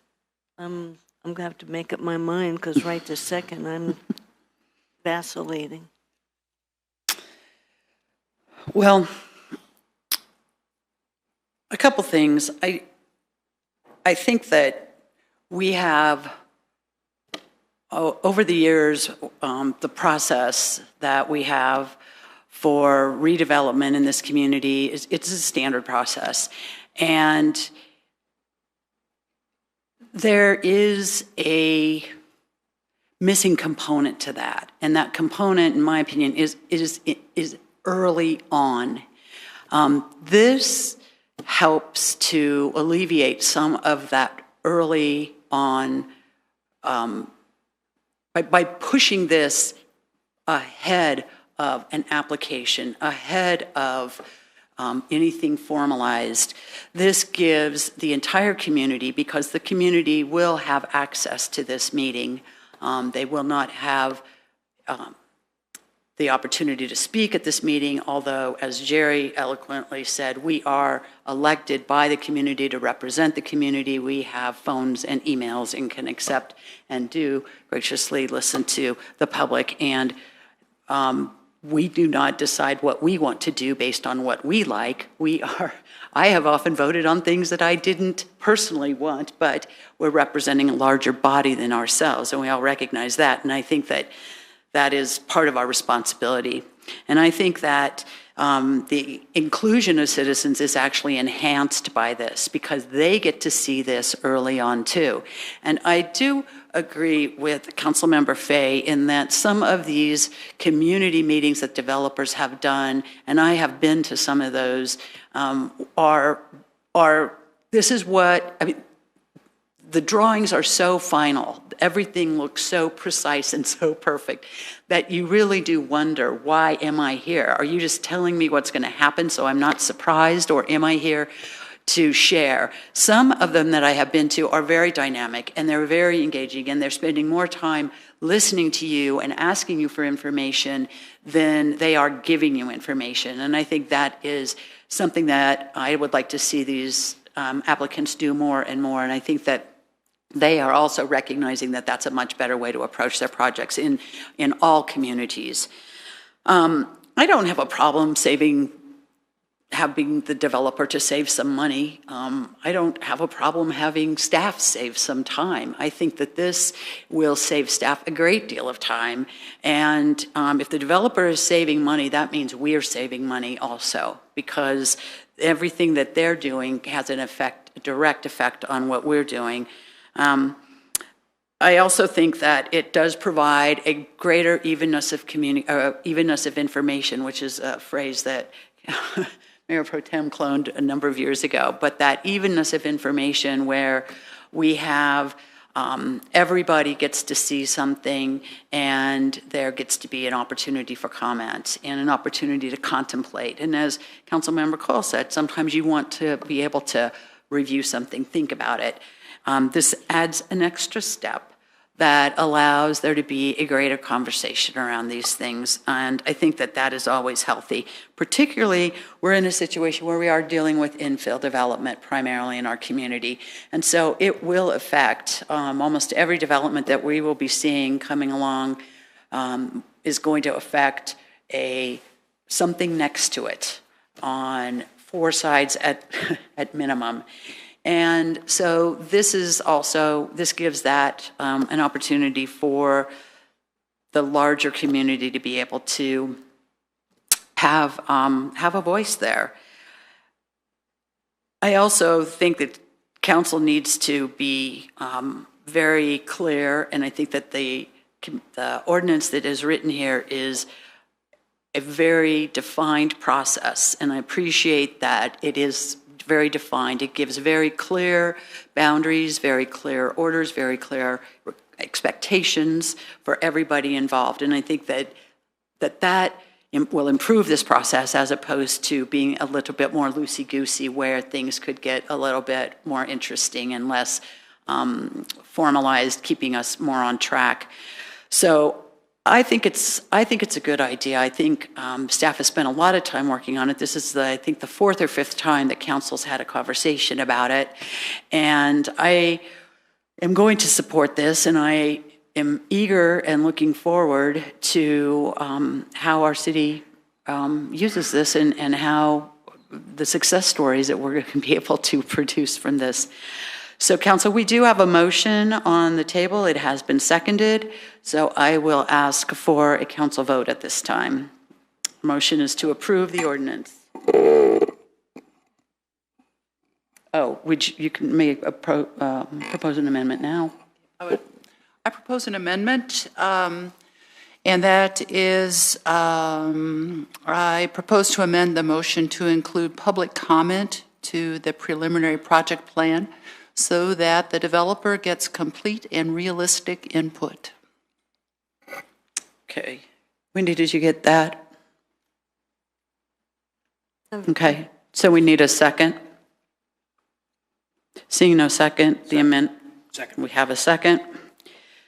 The amendment is to include public comment in this particular process. Peggy, you have a question? Yeah, so I'm trying to understand when and how you want that.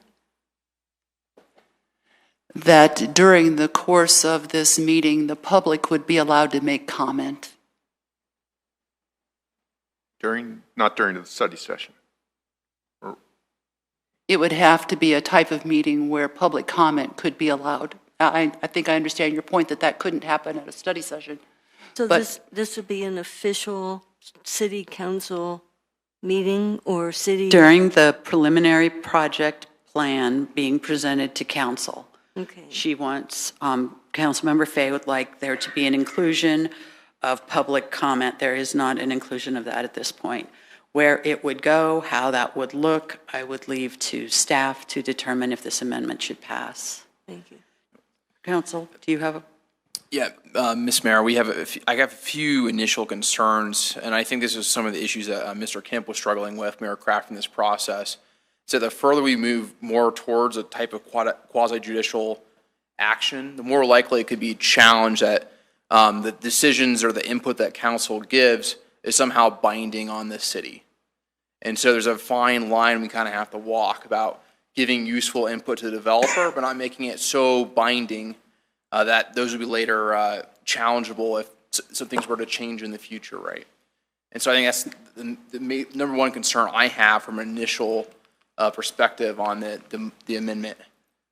I'm puzzled. How does having public comment make it change it in the way you're describing? Because it's closer to a public hearing. Yet it's not. I mean, that's the problem, right? It is it's hard a preliminary project plan meeting. Right, we can call things whatever we want, but what courts look at is what actually happened, right? And if it turns out this may be okay, it may not be, I don't know, it hasn't been done before. But what the problem I potentially see is the more and more we lean towards something that looks like it smells like it, it probably is a public hearing. then suddenly those decisions that are inputs that are given by the city become binding on the city and are subject to challenge. People could say they have a vested right. So that's kind of the danger I see initially that this could present. Yet we're saying it's informal and non-binding input. And that could certainly be argued if the city were to be challenged, but just my cautionary tale is the more it looks and feels like something, the more likely some court out there may say, we know you called it X, but it's really a public hearing, and that's binding. So it's just cautionary tale. Okay. One moment. Karina, and then Peggy. The other concern I have here is if we begin to open it up to public comment, then the property owner also has a right to speak. And how do we begin to put parameters around who is able to provide input at that point? You know, why wouldn't the developer also be able to provide comment as a matter of just being the public? So I think we start losing. I'm feeling a little uncomfortable about that right now. And again, I come back to we're not eliminating a public process, and we are still engaging citizens. So that's, I guess, where I stand on that. Peggy? Yeah, so at some point, if this is announced and a presentation's being made to us,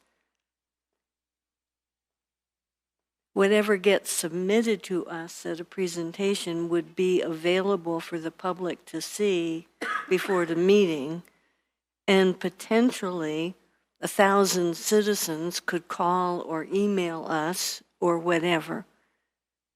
Just as not that many, but quite a few of them when we had the marijuana stuff. So, so citizens could have opportunity for input, even though it wouldn't be on the official record. We would still submit that as part of public disclosure. City Attorney, would that be admissible? Citizens would certainly be allowed to discuss with you their concerns with the project. I suspect happens now. In fact, I know in certain cases, before a final application is submitted to the city, there is some citizen feedback for stuff that people know is coming down the pipe. That would still be out there. And many times, as you know, sometimes those emails are later put in the public record when that official application is up for discussion. Whether or not it be part of the public record as part of this pre-application meeting, I'm not sure. I don't think you'd want it to be because it's not an official action by council. It's just back and forth commentary from the council to the developer about, up or down, not feeling this one. The more and more, as I was kind of discussed earlier with Councilwoman Fay, the more that we get down this path of it looks and feels like a public hearing, the more this process becomes tenuous. Thank you. Okay, so question then. So we have, on a couple of occasions, had to share through open records any communications we received on a couple of issues, a few issues that have come to council. Would that, even if it weren't a public hearing, would that be? It would still be subject to the open records law. Now, we have to go through the analysis, of course, and look at what the open records law says about this type of document, what you received. But anything you have, as you well know, and your Littleton email address is subject to open records. Okay, so I mean, so this is in an interesting area, but it's still, in a sense, then, is public if somebody wants to do that. Yes. Okay. If someone wanted to file a court request looking for an email that you received regarding to a pre-application matter, certainly that would be potentially subject at least to CORA. Once you'd have to do the analysis, but it could possibly be uncovered via CORA. Thank you. And just a point of clarification that the preliminary project plan meeting, whatever that looks like, is a public meeting. It will be posted. We will have, a quorum at that meeting, and it will probably undoubtedly be televised. So it is public, and so that's clear. All of our emails, all day, every day, are open to the open records request. So that's, Pat, did you have a question? I appreciate the amendment. I just don't think it's the right place for what we're trying to propose here.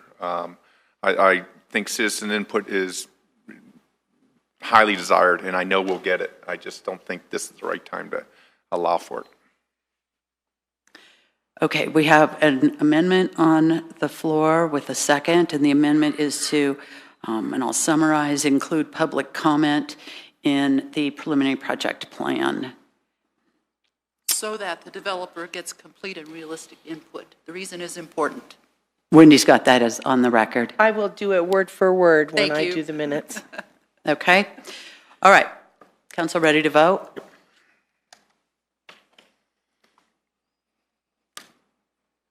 The vote is 2 in favor and 4 opposed. The motion fails. The yes votes are Councilmember Cole and Councilmember Fay. Okay, so now we're back to our original motion, which is the approval of Title 10 of the City Code to add the preliminary project plan. Council, are we ready to vote? The vote is 5 in favor with Councilmember Fay voting no. The motion carries 5-1. Okay, thank you, Council. We are on to an ordinance on second reading, amending Title 8, Chapter 11, Sections 8-11-2 of the Littleton City Code pertaining to the filing of special district service plans. Staff?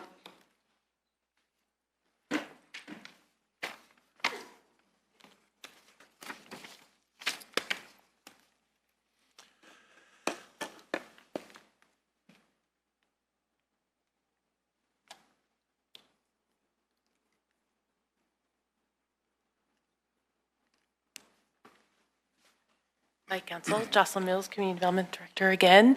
The ordinance before you this evening is to amend Title 8 of Chapter 11 regarding special service plans and primarily about the fees as well as a minor wording change. First reading was in December. This is your second reading this evening. This section was last amended in 1983, and it does set forth the filing requirements for special district service plans, as well as establishing a fee for the city review of such plans. This was just a quick overview for you of what special districts are. In Littleton, we have a couple metro districts, and all of them had to go through review of their plans as well as their financials when they were getting those set up. So pursuant to the state law, city does have the ability to review special districts. Most of them, as I just said, are metro districts designed to tax residents for certain services. Extensive review is required for the service plans, including a full financial analysis. And multiple city departments are involved in this review. In October, Council adopted as part of the budget the fees for review of special district service plans at 1/100 of 1%. And so the code here has an outdated fee, so we are intending to remove that from this code section and just reference it through the fees adopted as part of the budget. So this would be the new fee, if you will, based on what was adopted in the budget. And that's generally consistent with other municipalities and how they manage these reviews. So the second part of it is to clarify language in the code requiring the applicant to address issues of capitalized interest and the lack of resources should that occur. That isn't currently stated in the code language, so the amendment would be to make sure that this would be a portion that the applicants would have to speak to. And so that is our recommendation, to delete the reference and to make the code change relative to the financial issue. And with that, I'll take any questions. Council questions? I have a quick, did you have a quick? Okay, go ahead. I just had chocolate in my mouth. Just needed the sugar rush. Get that on the record. Can you go back to clarifying the language?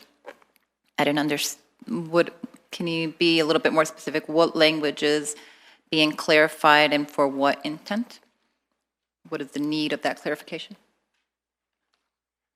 The need is to make sure that in the financial and in their plan, they're addressing the capitalized interest, and if they happen to go bankrupt or something, right now there's no mechanism to say you have to address this in your service plan. So it's the actual language is quite small. The amendment for that, it's on lines 42 and 43, it adds into the document that this would be required. So when you submit a plan, you would have to address these issues so that when it's reviewed financially, we can make sure we know what would happen should you find yourself in a financial difficulty. So it creates a little bit more transparency and accountability for a Plan B. Yes. Okay. Yep. Okay, thank you. Other questions? I have a quick question. Does this fall into that world where we wanted to go to the 100% and staff pushed us back until, well, Jerry and I did, right? Yeah. Until we did an analysis of what is true fee, what would be a more true fee charge based on staff time? Is this part of that? Yeah, I mean, we will still be doing that process, right, to verify the time And this spent. falls underneath. But this gets us closer to that, because honestly, a fee of $250 to create a metro district is really, I mean, Right. So this could come back to us after that study is completed and all the fees have been reviewed again. This could come back to us where it would need to be adjusted Changed again. or whatnot. Okay. Yes, yep. Good. I just wanted to make sure it was part of that world of fees. Okay. In the world of fees, we ended up at 50%? Were we at 50? Correct. We're at 50% for the year 2018, and actually we have an RFP drafted to conduct the cost of service study. We're anticipating here be complete with that here by, I think, May. In fact, it may even be on the council's tentative calendar, the outcome of that study. So we are definitely gearing up here so that we have the results and council can review that before next year's budget. Perfect. Thank you. Okay, thank you, Jocelyn. Okay, so this is a public hearing. I'll go ahead and open the hearing at 8:11. I have no one signed up on the sheet to speak. Is there anyone who would like to speak? Seeing no one, I will close the public hearing at 8:12. And council, I would like to get a motion and a second on the floor, please. Somebody needs to I make. will. I move to approve the ordinance amending Title 8, Chapter 11, Section 8-11-2 of the Littleton City Code pertaining to the filing of special district service plans. Second. Karina seconded. Council, is there any discussion? Peggy? Yeah, there is one sentence in here that I kept tripping over when I was studying this. That's my girl. So Jerry's going to wring my neck. No, I'm not. I'd consider it a friendly gesture to change it, but first maybe if you all don't see it as a god-awful sentence, then maybe I won't worry about it. So I'm in Section 1, Part A, the last sentence. Is this in the ordinance? Okay. What line is it? 33. It's a long sentence. 31 to 34. At the next. Okay. That's a long sentence. Gotcha. It sort of trips on itself, and shoot, now my Okay, I would ask the city attorney to give a analysis of that sentence. Is that something that, depending on, Peggy, do you have a rewrite in mind? But every time I try to get it, my computer wants to close up. This is what I think I did.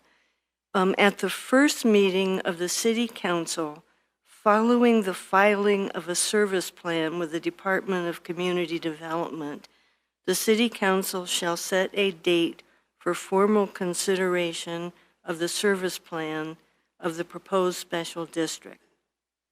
And I left out At least, yeah. the 30 days, but that can get back in there. I think it's in maybe the version that's on my I think the problem with that is we're going to need the 30 days. pardon?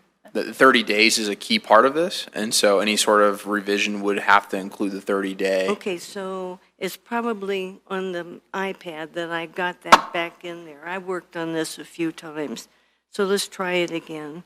At the first meeting of the City Council, following the filing of a service plan with the Department of Community Development, the City Council shall set a date for a meeting within 30 days for formal consideration of the service plan of the special district. I think that got it. I've been advised that the issue with that is that we need at least 30 days prior to the council meeting in order to set it, because we don't know what the council agenda will be. Say again? Yeah. Basically, there needs to be 30 days before the council meeting in order to set it, and that's because of the council's agenda. We don't know. Well, I think this is saying that what's written is more complicated, but what I'm essentially saying is 30 days is you have to do something in 30 days.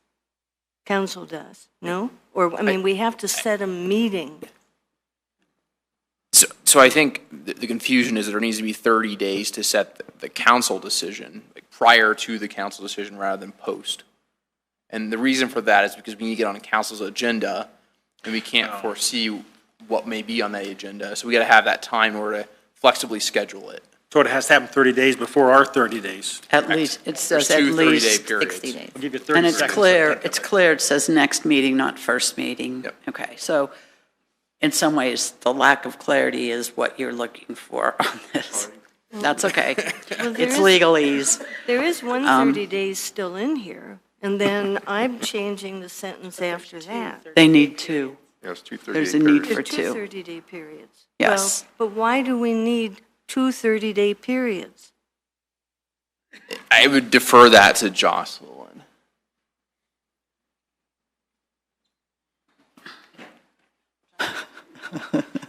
Because we're doing something the first thing is at least 30 days prior to a regular council meeting. Right. That seems to take care of, So yes, so it is saying that first, it should be filed with the community development at least 30 days prior to a regular city council meeting. And then at the next meeting of city council, at least 30 days following the filing of the server. It's just restating what it just said in that yeah, previous but sentence. why restate it? It just trips over itself. If I may, Mayor. Yes. There is a very distinct two sets of 30-day periods here necessary. So the first 30 days is intended here at the next meeting of the city council, at least 30 days following the filing of the service plan. So that is specifically asking for staff to go ahead and take that time to allow us to look at your schedule, as Mr. Dittman kind of pointed out here. The next 30 days is then allowing the council then to act once it eventually gets on your agenda here. So there is intended to be two distinct 30-day periods. Okay. 60 days. Yes. Yes, it could, as you add them up, it could be 60 days. Well, could Okay. be as different from must be. Well, it's intended to be two separate, it's not intended to link in total to be 60, two distinct periods of 30-day periods on purpose. Okay. Any other questions? Yeah, I'm not following that, and I think it's messy, and I'm not going to support it, because I think it's messy. Okay. May I? So it's 30 days prior to the regular meeting, so let's just say March 1st. And then the city council meeting is March 31st, and then you would be given another 30 days, which gets us to April 30th. So that's the 60 days. 30 days prior council meeting, and then 30 days later. Is that what we're trying to say here? I believe so. It's important. The fact, well, I think it's fair realize, that Peggy's bringing this up if we're saying, I think so. I didn't write this ordinance, so I have very limited experience with this. I'm kind of interpreting it as I go. But what I hear from staff is important here is we have the 2 periods, because one is to schedule it on council's calendar, and then 2, to have council make the decision. And if you combine those, it can get messy. Well, then it's 60 days before a council meeting. I mean. No, it's not. What is it? Is it 30 days before a council meeting? They total 60 days. Potentially. Could. And I thought the intent was at least 30 days, so that it's a scheduling issue as I see it, to get on the council's agenda. Jerry? So for Councilman Cole, if we end in the middle of that sentence, like Department of Community Development, period, and then begin a new sentence, the city council shall set the date within 30 days of such meeting, would that make it more clear? I think it would. Well, if we set a date, don't we have regulations of when we can set, a time for setting? So wouldn't that kick in there? We can't just schedule it tomorrow. We could. Right, we could? But it says within 30 days. Within. I mean, we couldn't say we're going to have a special meeting No, but that's not saying tomorrow that we would be able to. Okay. I would like clarification from the attorney that what we have here is legally fine, that tweaks to this at this point could change the meaning and the intent. Yes, this is legally fine. It could be changed, but whenever you do that, as you know, you could add additional ambiguity. You can add, and unintentionally change the meaning. This has been reviewed by staff and by Mr. Kemp and has been determined to be legally valid. Okay. I'm good. Okay, so we have a motion and a second on the floor. Are we ready to vote? Yes. Okay. So.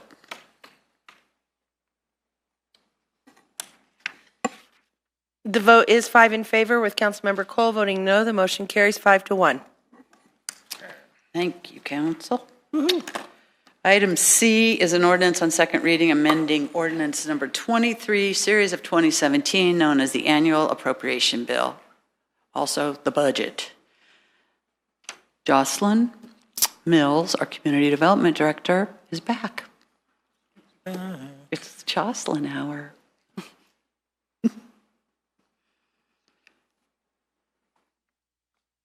And this we had discussed at a study session, I believe, a month or so ago. Yes. Good evening, council, again. This is an ordinance on second reading to amend ordinance 23, series of 2017, known as the annual appropriation bill. And the policy question before you, not sure why it's not on the screen, but do you support amendment to the annual appropriation, adding 0.5 FTE in the community development department? We're proposing to add this to, we have a half-time position currently in the department. We're proposing to add another 0.5 to create a full-time planner 2 position. The request is to meet the demand for planning and development review services.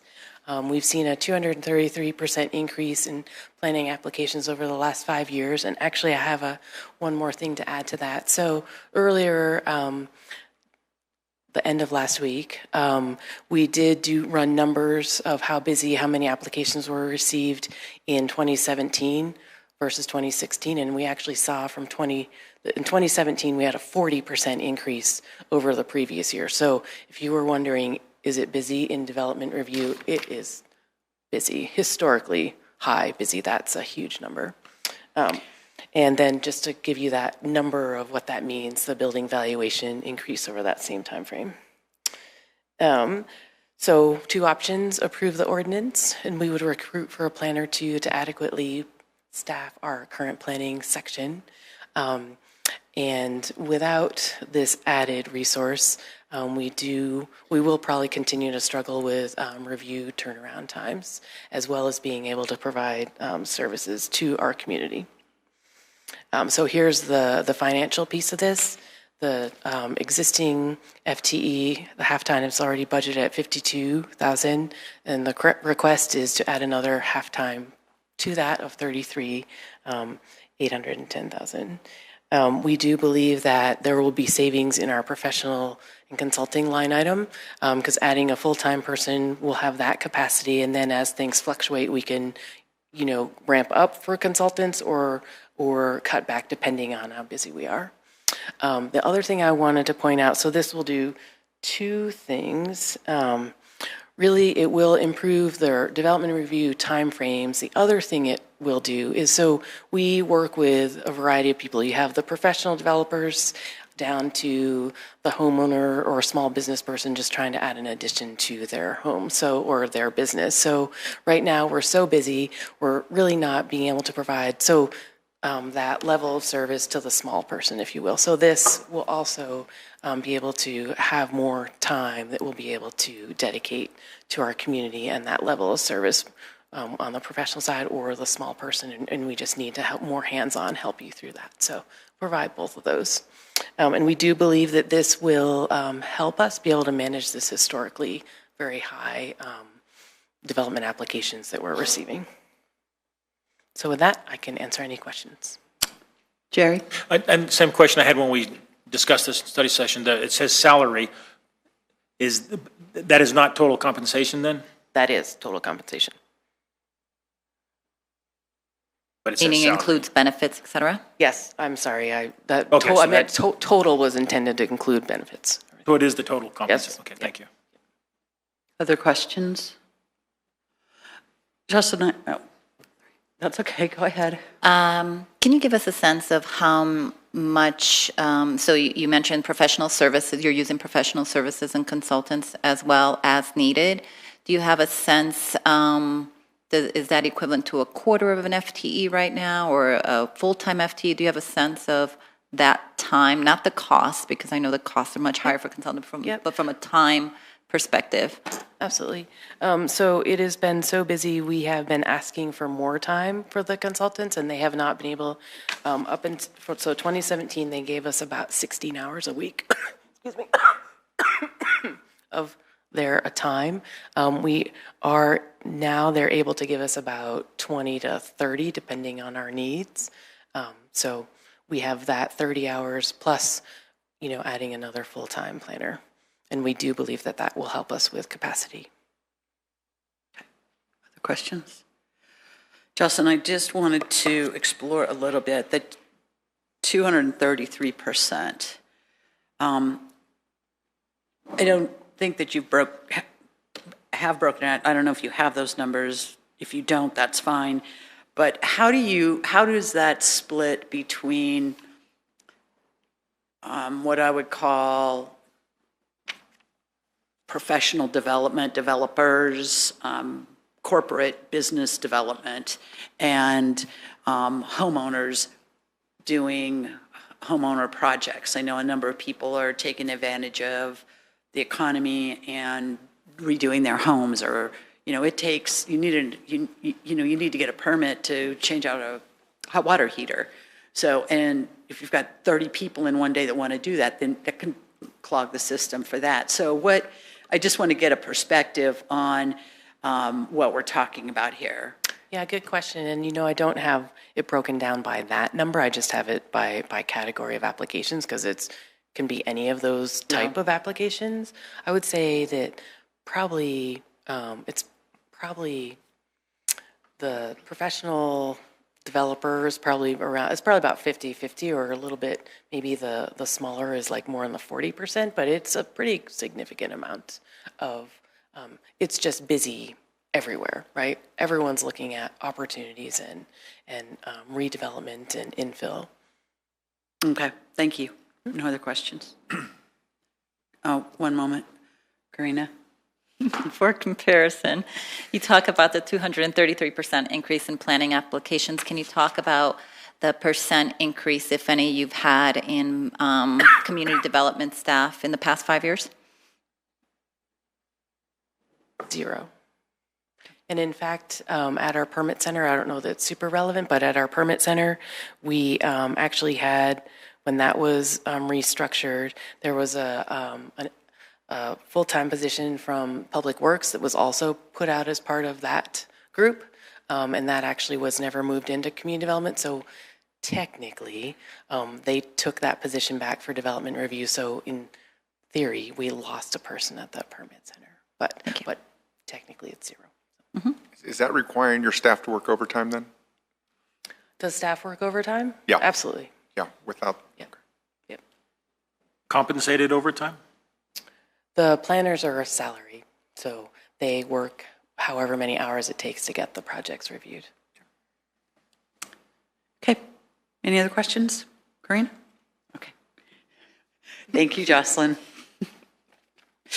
Okay, this is a public hearing, so I will open the public hearing at 8:30, and there's no one signed up to speak. Is there anyone in the audience who would like to speak? Seeing no one, we'll close the public hearing at 8:30. And I'd like to get a motion and a second on the floor. I move to approve the ordinance amending ordinance number 23 series of 2017, known as the annual appropriation bill for all municipal purposes for the fiscal year beginning January 1st, 2018 and ending December 31st, 2018. Second. Karina seconded. Okay, we have a motion and a second on the floor. Council, is there any discussion? Seeing none, you ready to vote? The vote is 6 in favor. The motion carries unanimously. Go, Jocelyn. Okay, now we are on item D. This is a motion to a second reading amending Title I, Chapter 9, Sections 1-9-1 and 1-9-2 of the Littleton City Code. This is going to be difficult for us because you're taking away a great authority, but. Really sorry, Mayor. That's right. Yeah. Okay. Yeah. Assistant City Attorney, please present. Thank you. Good evening, Mayor and members of council. I'm here just to give you a little brief summary about what these two changes to the code would entail. Currently, these two provisions in the administrative section of the code date back prior to the 1970s. These two provisions are first 1-9-1, which provides that fees and charges due to the city are to be paid in lawful money of the United States. And then the second 1-9-2, which provides that council members may act as policemen without pay under the supervision of the chief of police. Modern methods of payment, such as debit or credit cards is one example, were maybe not readily available when this original code section was implemented. In today's economy, most payments, as I'm sure all are aware, occur electronically. This amendment would update the code to more modern practices and also allow the finance department to make some regulations and practices in the instance when individuals may try to pay fees or charges in small change. Additionally, Section 1-9-2, which currently permits members of the City Council to act as policemen under the supervision of the Chief of Police for no compensation. In 1992, the state adopted a certification and training of police officers. It is the City Attorney's Office's belief that this provision conflicts with the comprehensive, with this plan and is therefore unenforceable, and for that reason should be amended and repealed. Your two options this evening are that you adopt this on second reading and amend the code, or you could reject and leave the language as it stands. If there are any questions, I would be happy to try to answer them for you. Thank you. And I can think of about 1,000 reasons why we should not be police officers. Does anybody Especially without pay. That's the big issue. Had I known. Yeah. Does anybody have any questions for our lady? Okay, seeing none, thank you. This is a public hearing, so I will open the hearing at 8:33. There's no one signed. And is there anyone who would like to address the issue? Seeing no one, we'll close the public hearing at 8:34. In council, I'd like to get a motion and a second on the floor, please. I make a motion on amending Title I, Chapter 9, Sections 1-9-1 and 1-9-2 of the Littleton City Code. That's Ordinance 44-2017. I second. Carol seconds. Hoping you would. Okay, we have a motion and a second on the floor. Is there any discussion? Okay, seeing none, ready to vote? The motion carries unanimously, 6 in favor. Okay. That takes us to comments and reports. City manager, any report? Mayor, I just have a couple of comments I think I'd like to make here relative to the public comment that was made this evening. There was a couple of citizens who commented on a pedestrian bike committee. Just want to make sure it's clearly understood that is actually not a committee of the city that we have formed specifically. However, I would like to have our Public Works Department kind of respond to this issue because we do take it very serious, the accidents that occur with bike and pedestrian. In fact, we are very diligent about measuring that over time. So I would like to respond to that issue. A couple of comments here about South Metro and the fire proposal. If you remember last week, I made a few comments here about the alternatives that eventually staff will be bringing to you. And specifically, I want to comment on the fact that obviously we're going to be presenting to you the financial impact and options about how the council may want to address the fire issue, including possibly reducing the city's mill levy in order to offset the cost to our own citizens. So there are a whole myriad of issues here for us to sort through, but currently we do not have a contract or a draft of a contract here from South Metro, so it's not possible for us to do the analysis yet. I do anticipate roughly the 1st of March when we'll have probably one of a couple of big meetings to discuss the whole fire issue. Also, I would like to comment on the fact that the city did actually acquire a grant here to build a pedestrian signal on Federal Boulevard as a result of a fatality. And so there is a specific grant program that allows cities to pursue those kinds of installations. Unfortunately, we've got hung up with right-of-way issues that are actually, in part, if I remember right, it's Denver Water owns a large easement there. I will provide you kind of an update on the status of that particular project.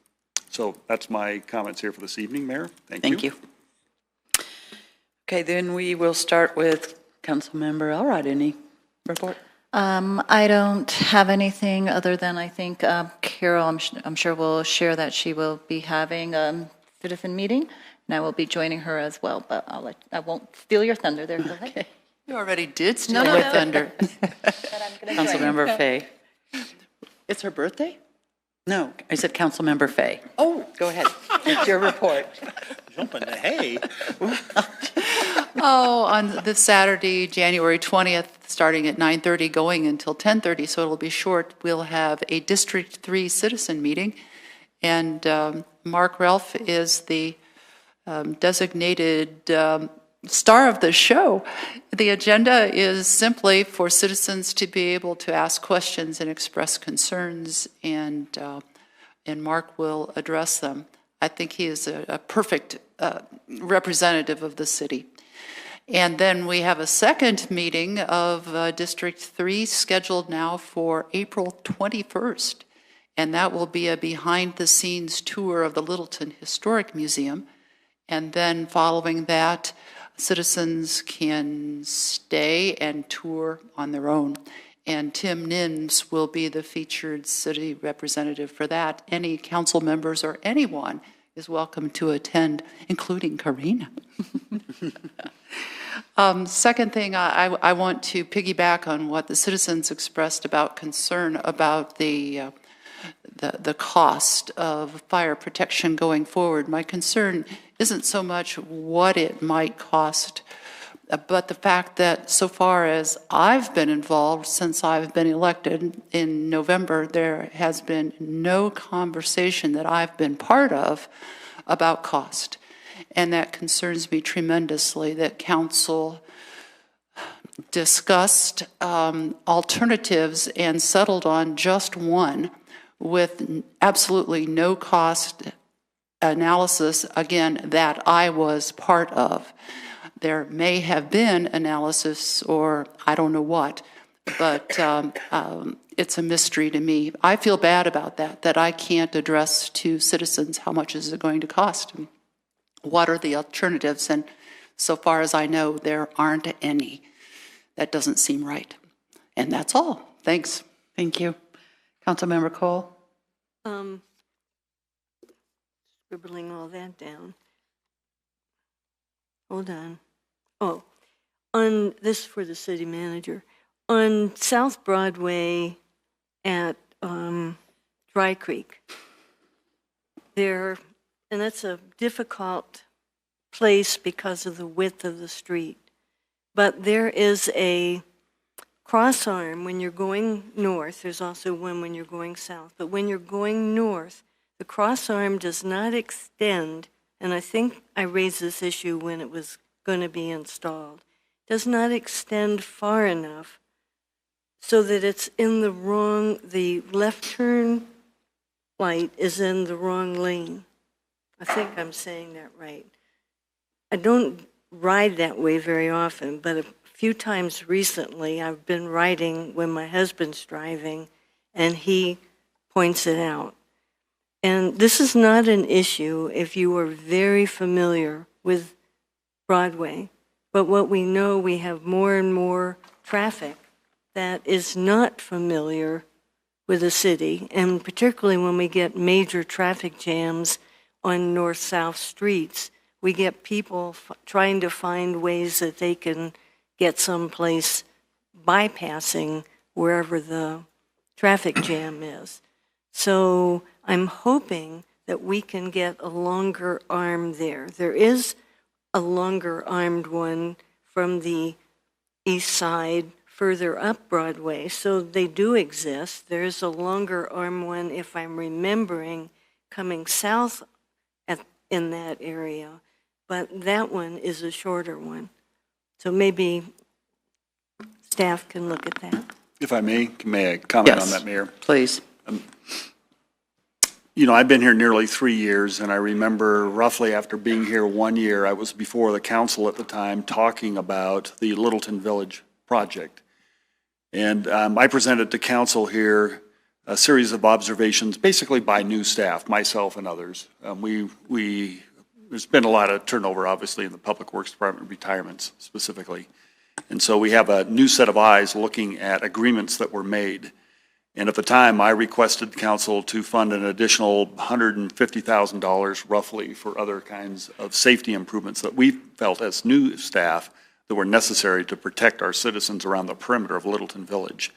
We did highlight specifically this particular intersection and the signal poles. It was not part of the original request. We did note the fact that it was inadequate, did not meet the standards of today where you place the appropriate signal arm across the entire half width of the street.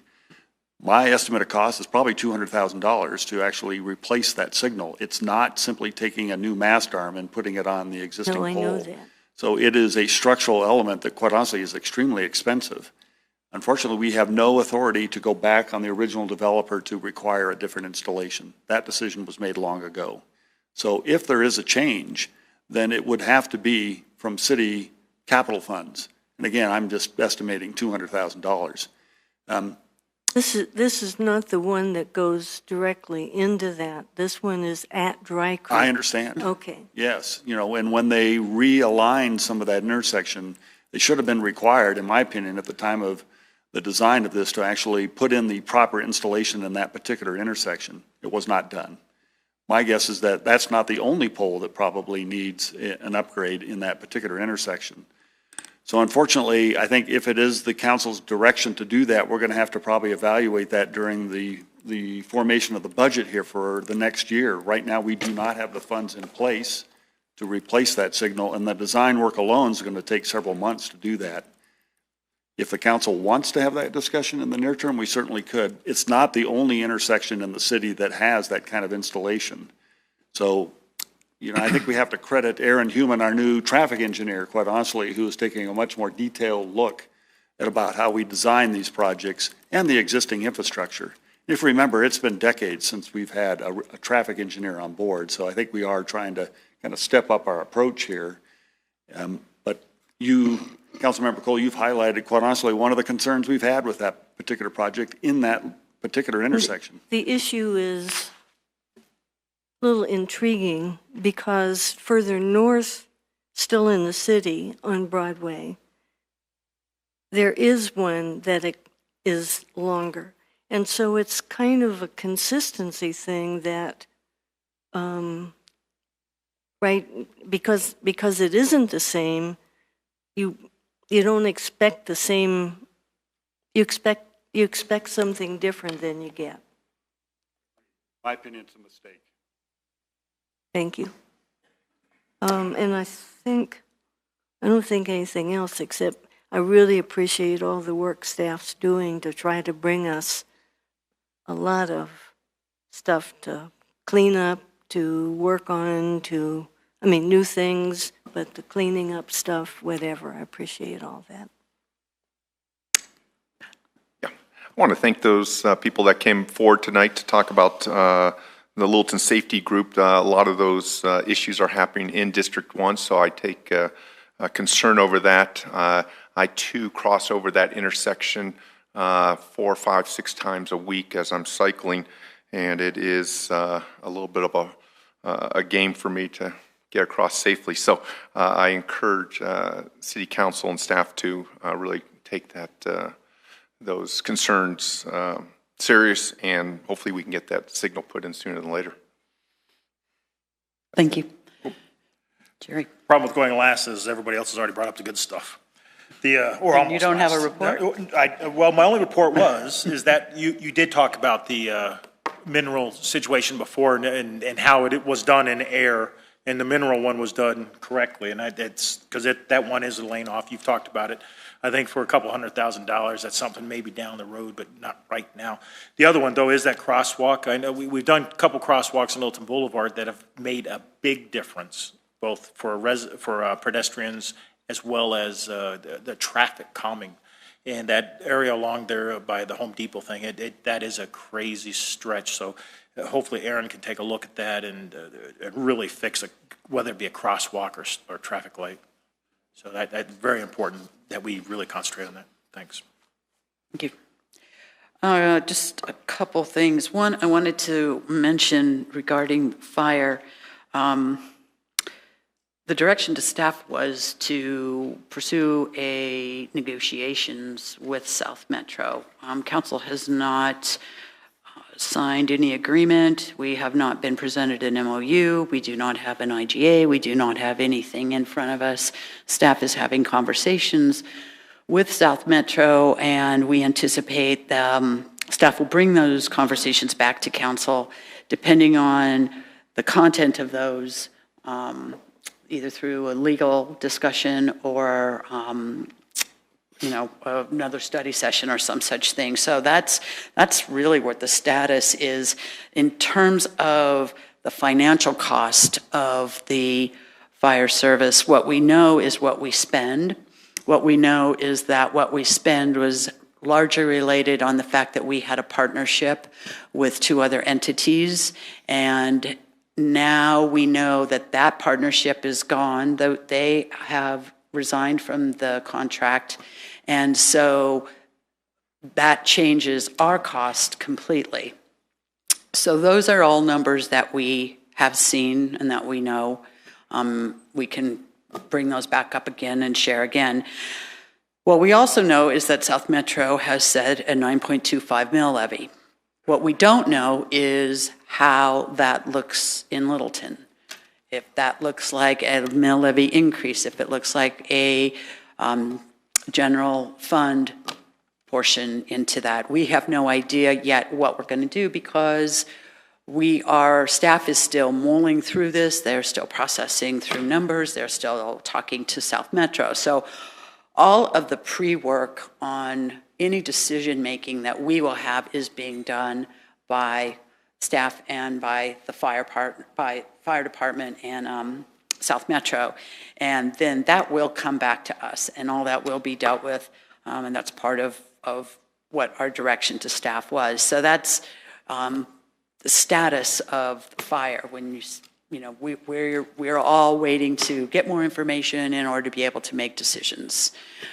The other comment, interesting tonight how the safety issue came up. I have received, if anybody is familiar with Bicycle Colorado, we are lucky to have Bicycle Colorado in our state. They're an advocate for bicyclists.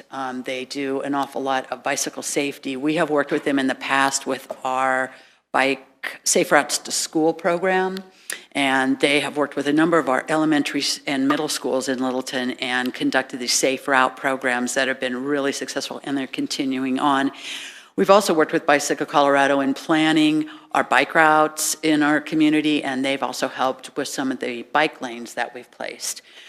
They're a nonprofit entity, and they have reached out. They are starting a program called Bicycle Friendly Driver, and what they're doing is they have a plan. They want a Road to Zero coalition, which at the year, I think, 2050, and I'm maybe saying 2050 is a really long, I'm not going to quote, I'm not going to make something up. But what their intention is to completely eliminate bike and car accidents. And to do that, what they want to do is serve as have an educational level, reach out to drivers and the cyclist. Both need an education. So they have reached out, and they are engaging, they're asking communities if they would be interested in having these classes brought to the community and, having them come in and teach the people who would want to come and attend. And they are going after a grant, and so they would like to know if we would be interested in this. It's not a commitment. We're not signing up. We're not spending any money. The program is free. But in going after the grant, what they're looking at is being able to list in there that the city of Littleton has shown an interest, or that type of thing, and helps them get the grant money. So I'm just letting council know that unless there's opposition from someone that would be opposed to this, I was going to send back a friendly email back to her that we are supportive and we would be interested in continuing conversation about how we can participate with them. Okay, great. Then the only other thing is just a reminder that we are having on January 25th, 7:30, it's a Thursday, in the community room, we'll be having our breakfast with the South Suburban Parks and Rec. And you guys will be getting an agenda for that next week. So you'll see where we're headed with that. And that is it. So if there's no other business, we are adjourned.